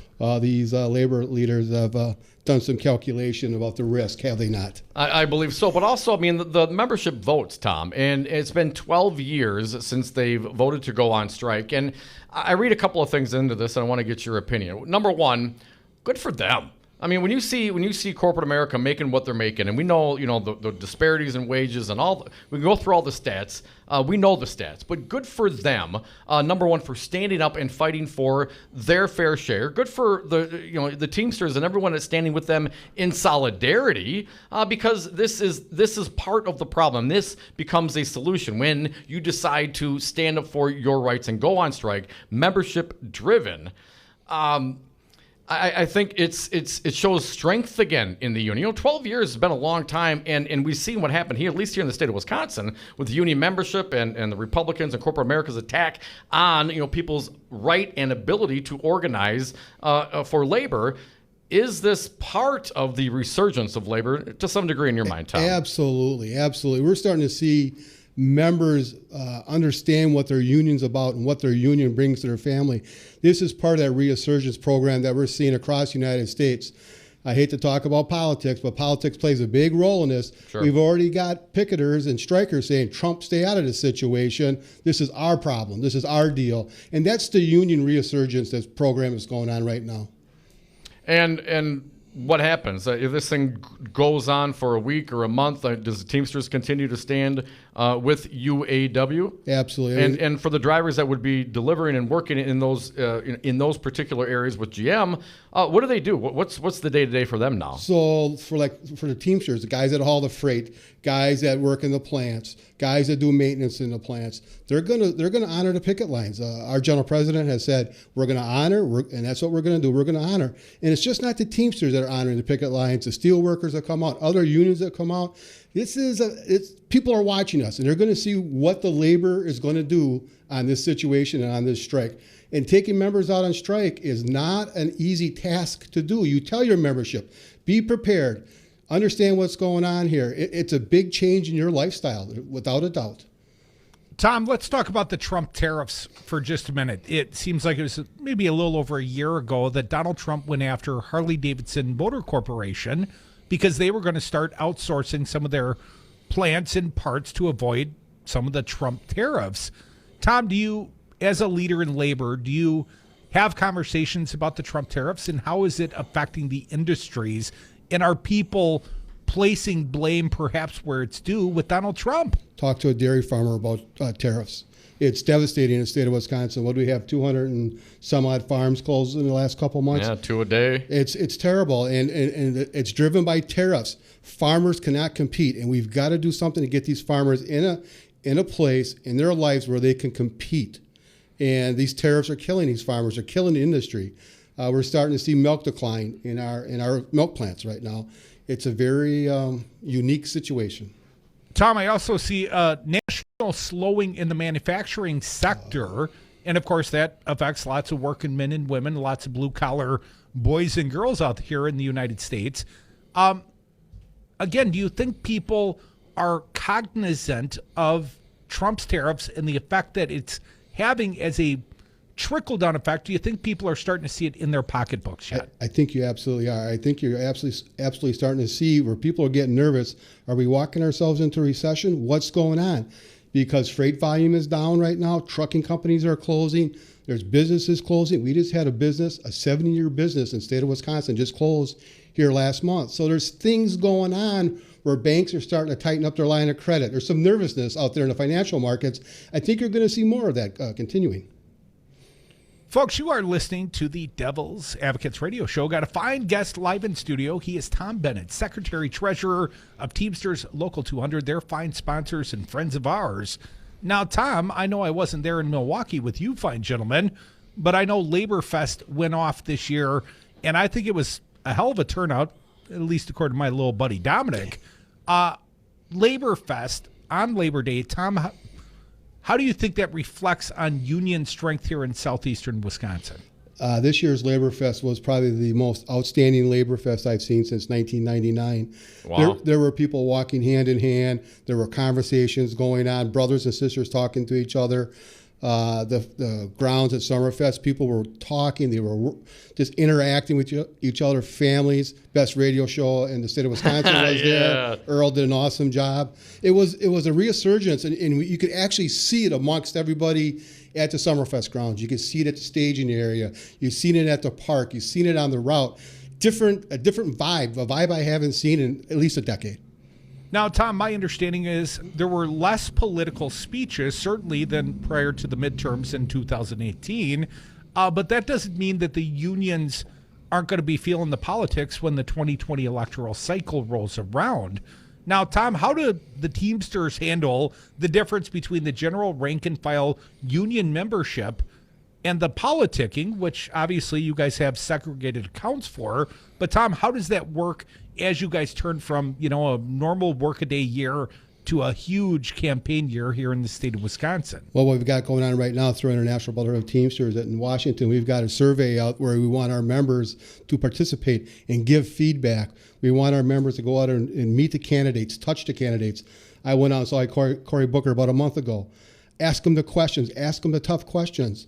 You need to hear it from their mouths. If they can't answer your question, then you got to think about, is this the guy for me? Is this the woman for me? But there's a lot of things going on right now in the nation. Local 200 and 344, we're going to come out with some announcements very soon related to some local races going around town. So the politics is in the air right now. So. Now, Tom, do you envision the Teamsters as a national organization will eventually endorse a candidate? And what's the likelihood that's Donald Trump? It will not be Donald Trump. But I'm going to say this, Mike, right off the get-go. We believe 40% of our membership voted Republican in the last presidential cycle. Yeah. 40%.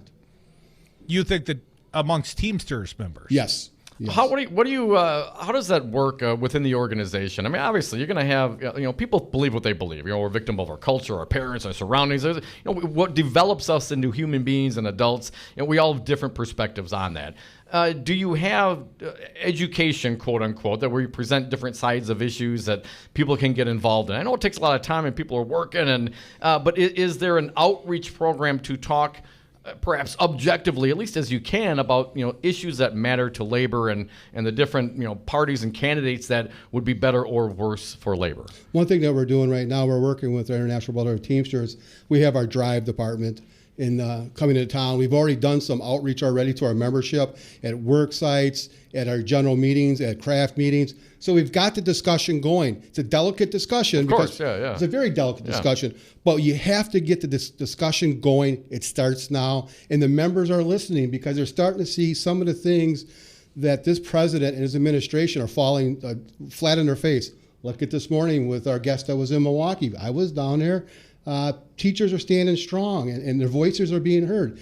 And that's the thing about Labor Fest, Mike. Our voices are being heard. No, and we were glad to play a part. We were certainly glad for the sponsorship and you at Teamsters 200 and the fine working stiffs over there at Teamsters 200. You guys have stepped up on a number of occasions, as you know, Tom, including Labor Fest, but also including things like the Democratic presidential debate broadcast. Those events wouldn't happen without your sponsorship, Tom. So on behalf of the audience, thank you, sir. We're here to help, Mike. We got to get our voice heard, and getting our voice heard is through this radio station. Well, we appreciate it, Tom. Any final thoughts for the audience today? Anything you want to say in solidarity, or any other thoughts for our fine audience this afternoon? The biggest thing I got to say is labor is not going away. We're here to stay. We're in a rebuilding mode, and we're going to keep on moving, Mike. Tom, I got a couple of quick questions I want to throw in there. We got just a few more minutes. We'll squeeze out of here. You talk about a survey to get feedback from your members. You know, the Medicare for All is an interesting concept to me, but it also obviously, you know, there's negotiated health care already in play right now. What are you hearing from membership with regards to a Medicare for All, and how would that affect, you know, the contracts for the Teamsters and other unions? Well, one thing about Medicare and healthcare, they go hand in hand, and people want to retire. And if people are retiring at 62 and some benefits aren't available at 65, what's that gap? What do we do for that gap? There's solutions out there. It cannot go away. The Social Security can't go away. We've got to keep these products in line, in store, and fund it. Do you think that if there is some sort of Medicare for All, that whatever plan it will be, that they will be able to guarantee or lock the corporations into, you know, rolling any of that money back into other benefits for the membership? I believe so. I think there's some thought about that. Okay, last question, Tom. Go ahead, Mike. Do you like the nightlife, baby? I love it. It's good music, Mike. Brian does a great job. Always appreciate you. Our good friend Tom Bennett, Secretary-Treasurer of the Teamsters Local 200. They are fine sponsors. They are friends of ours, and they're fine allies in union labor. Thank you, Tom, for coming down to the studios, and thank you all for dialing the phones right now. One last segment for your opinions today at 844-967-2789.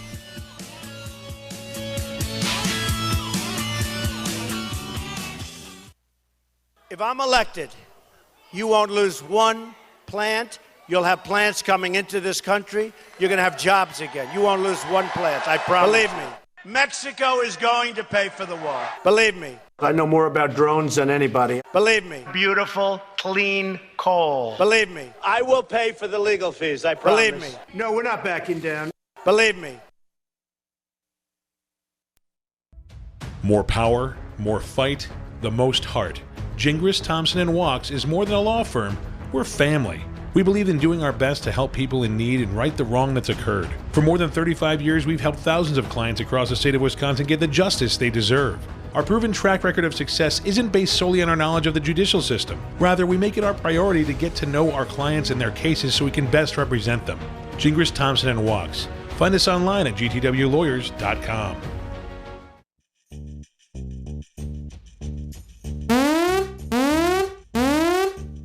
There is a Milwaukee transit emergency.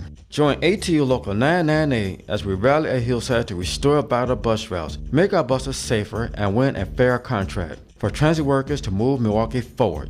Hi, I'm James, a Milwaukee bus driver. Our demands are simple: back pay, safety for transit workers and riders, saving transit for the future. ATU Local 998 voted to reject MCTS proposal with 84% against. Our vote shook management and County Executive Chris Abele. MCTS has agreed to return to negotiations. Come rally with us this Friday, September 20th at noon, 1942 North 17th Street, Hillside. Let MCTS, Chris Abele, and the community know we mean business. Don't make us strike again. This message paid for by ATU Local 998.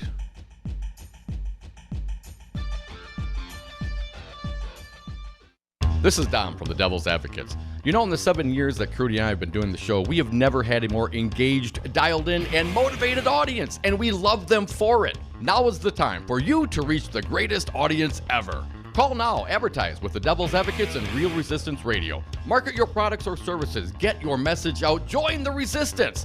Call us at 414-635-0872. That's 414-635-0872, or go to realresistanceradio.com.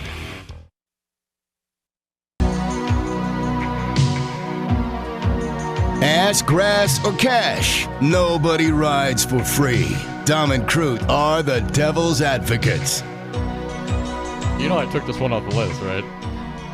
Oh, I put it back on. Thanks for listening to the Devil's Advocates radio show, last segment of the day. So please, if you have some input, something to say, dial the phone right now at 844-967-2789. Dominic, wanted to thank our most recent guest, a fine one, a good friend and ally, Tom Bennett, Secretary Treasurer, Teamsters Local 200. We appreciate them. We also appreciate our friends over at Teamsters Local 344. And talking about fine sponsors, Dom, I don't know if you heard. Hotel K here in Madison, just heard the ad for them. They're offering free belly rubs, and who doesn't want that? Especially after I eat a big meal. Nothing like a belly rub. Nothing like a belly rub. Dom, I see you've got, what, like a Teamsters night shirt on? I got the 2XL. Tom brought over some T-shirts, but didn't have any mediums, so I put on the 2XL skirt. I'm going to grab a belt and wear it as like a short skirt later. It doesn't have quite the effect on me. The 2XL is quite small. Little tight. Now, 2XL, I'm like Goldilocks. That's just about right. I know it won't wear me snugly, and you can wash it a couple times, and it'll still wear loose. Unlike the 2XL. Bernie Sanders T-shirt that you bought in the parking lot. Come on, man. That was bootleg. You don't even know how cool I am. All right. Any other thoughts? Yes, I All right. do. What I've got a topic. Okay. This one, Dana Milbank at the Washington Post. It also published at themadison.com. I put it up on our Facebook page. I'm going to get it started. I don't know if there will be time for all of it. President Trump is a horrendous racist, and it's time for Democrats to stop calling him one. Counterintuitive? Yes, but substantial evidence shows that labeling Trump racist backfires against Democrats. It energizes his supporters without providing any additional motivation to Democrats, and it drives soft partisan voters who could be up for grabs in 2020 into Trump's arms. This doesn't mean letting Trump off the hook for being the racist he obviously is. I've been using the term for 4 years because it objectively describes him. But this means talking about his racism in a different way. So, Dom, this is about framing Trump's racism. All right. Let me continue. Say that he tears America apart by race and threatens our democracy. Say that he pits Americans against each other by color and religion to distract from his cruelty. Say that he enables and encourages white supremacists. Democrats have a moral obligation to call out Trump's racist campaign, but they can't cry racist and assume that that's the end of the argument. Here's a quote. The term racist itself has taken on this new meaning. It's become, White Identity Politics is the name of the book written by Ashley Jardina, who makes this quote. It's become a politicized term. Crying racism is seen as crying wolf. In research done during the 2016 campaign, Jardina found that when voters were read a statement saying some people oppose Trump because he supports racism, voters with high level of racial resentment became overwhelmingly more supportive of Trump. Interestingly, the term white supremacist doesn't backfire the way racist does. So did you catch all that? You call the man a racist, and the racist love him even more. You call him a white supremacist, and it doesn't backfire. If you call the man a racist, the racists love him more. You call him white supremacist, and the racists don't care. So you're really, pandering to the racist vote? I mean, that's not per se. What you're doing is you're framing it in the most intelligent way to make the point. You still hold him accountable for his racism, but you can't purely just call the man a racist. Otherwise, and I know I've struggled with this topic, Dom.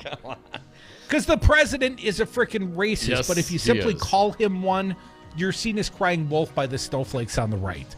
So you got to be smart about the terms you use. I don't think the snowflakes on the right are going to vote for Bernie Sanders, Joe Biden, or Elizabeth Warren, no matter what you call Trump.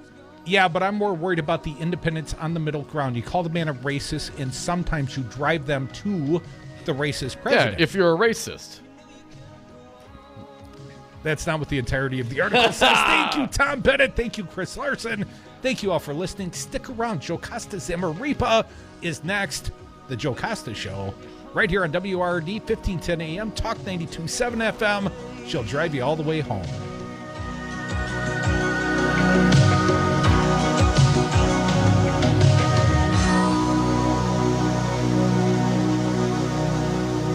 Sometimes I had too many beers. Dom, the Devil's Advocates are going on an adventure. Join Crute and I for our inaugural 420-2020 cruise from our friends at Expedia Cruise Ship Centers of Madison. We begin in the City of Angels with the Devil's Advocates reception on April 17th, departing the next day for a 7-night cruise with stops in Cabo San Lucas, Mazatlan, and Puerto Vallarta, Mexico on board a shiny new Carnival Panorama cruise ship. Expedia prices local service. Visit them on Madison's west side off Mineral Point Road or Google Expedia Cruise Ship Centers. You concerned about speaking up at work? Do you feel like you have no say in your day-to-day work routine? Join Teamsters Local 344. Call 414-258-4545. Get a seat at the table. Join your brothers and sisters in negotiating for better wages, hours, and working conditions, and be part of the most powerful union in North America. Teamsters Local 344 covers sales and service throughout Southeast Wisconsin and package and airlines statewide. Contact Teamsters Local 344 at 414-258-4545 or at local344.org. You are listening to WRRD 1510 AM, Waukesha, Milwaukee. Always streaming at newstalk1510am.com. Saudi oil strike, Trump tax returns. I'm Ann Cates. Saudi Arabia says weekend attacks on key oil facilities in the kingdom were carried out with Iranian weapons as the Trump administration weighs its response. Correspondent Caitlin Collins. After saying the U.S. was locked and loaded depending on verification, the White House is placing the blame on Iran while offering no public evidence. We pretty much already know. Certainly it would look to most like it was Iran. But aides are cautioning that his tweet doesn't necessarily mean there will be a military response. With all of that being said, we'd certainly like to avoid it. Prosecutors in New York are demanding tax returns from President Trump. The subpoena was sent to Mazars USA. It's the longtime accounting firm for Mr. Trump and the Trump Organization. The Manhattan DA is seeking 8 years of the president's tax returns, according to a source familiar with the subpoena. It was first reported in the New York Times. The subpoena was issued as part of the district attorney's investigation into hush money payments made to Stormy Daniels and other women to keep their stories from going public during the election. Prosecutors are examining whether the company falsely accounted for reimbursements to then Trump attorney Michael Cohen. Steve Kastenbaum, New York. Close to 50,000 General Motors employees have walked off the job as the United Auto Workers and the automaker continue to negotiate. Correspondent Karen Kafa. The union says GM is putting profits ahead of its people, many of whom weathered the company's struggles in 2008 and 2009, bankruptcy and a government bailout. GM says it has made an offer that would boost worker pay and make a $7 billion investment in preserving thousands of jobs, in addition to offering a solution for 2 plants slated for closure. The strike is impacting dozens of GM facilities in 19 states. On Wall Street, the Dow Jones Industrial Average fell 143 points, the S&P down 9, the Nasdaq off 23. I'm Ann Cates. So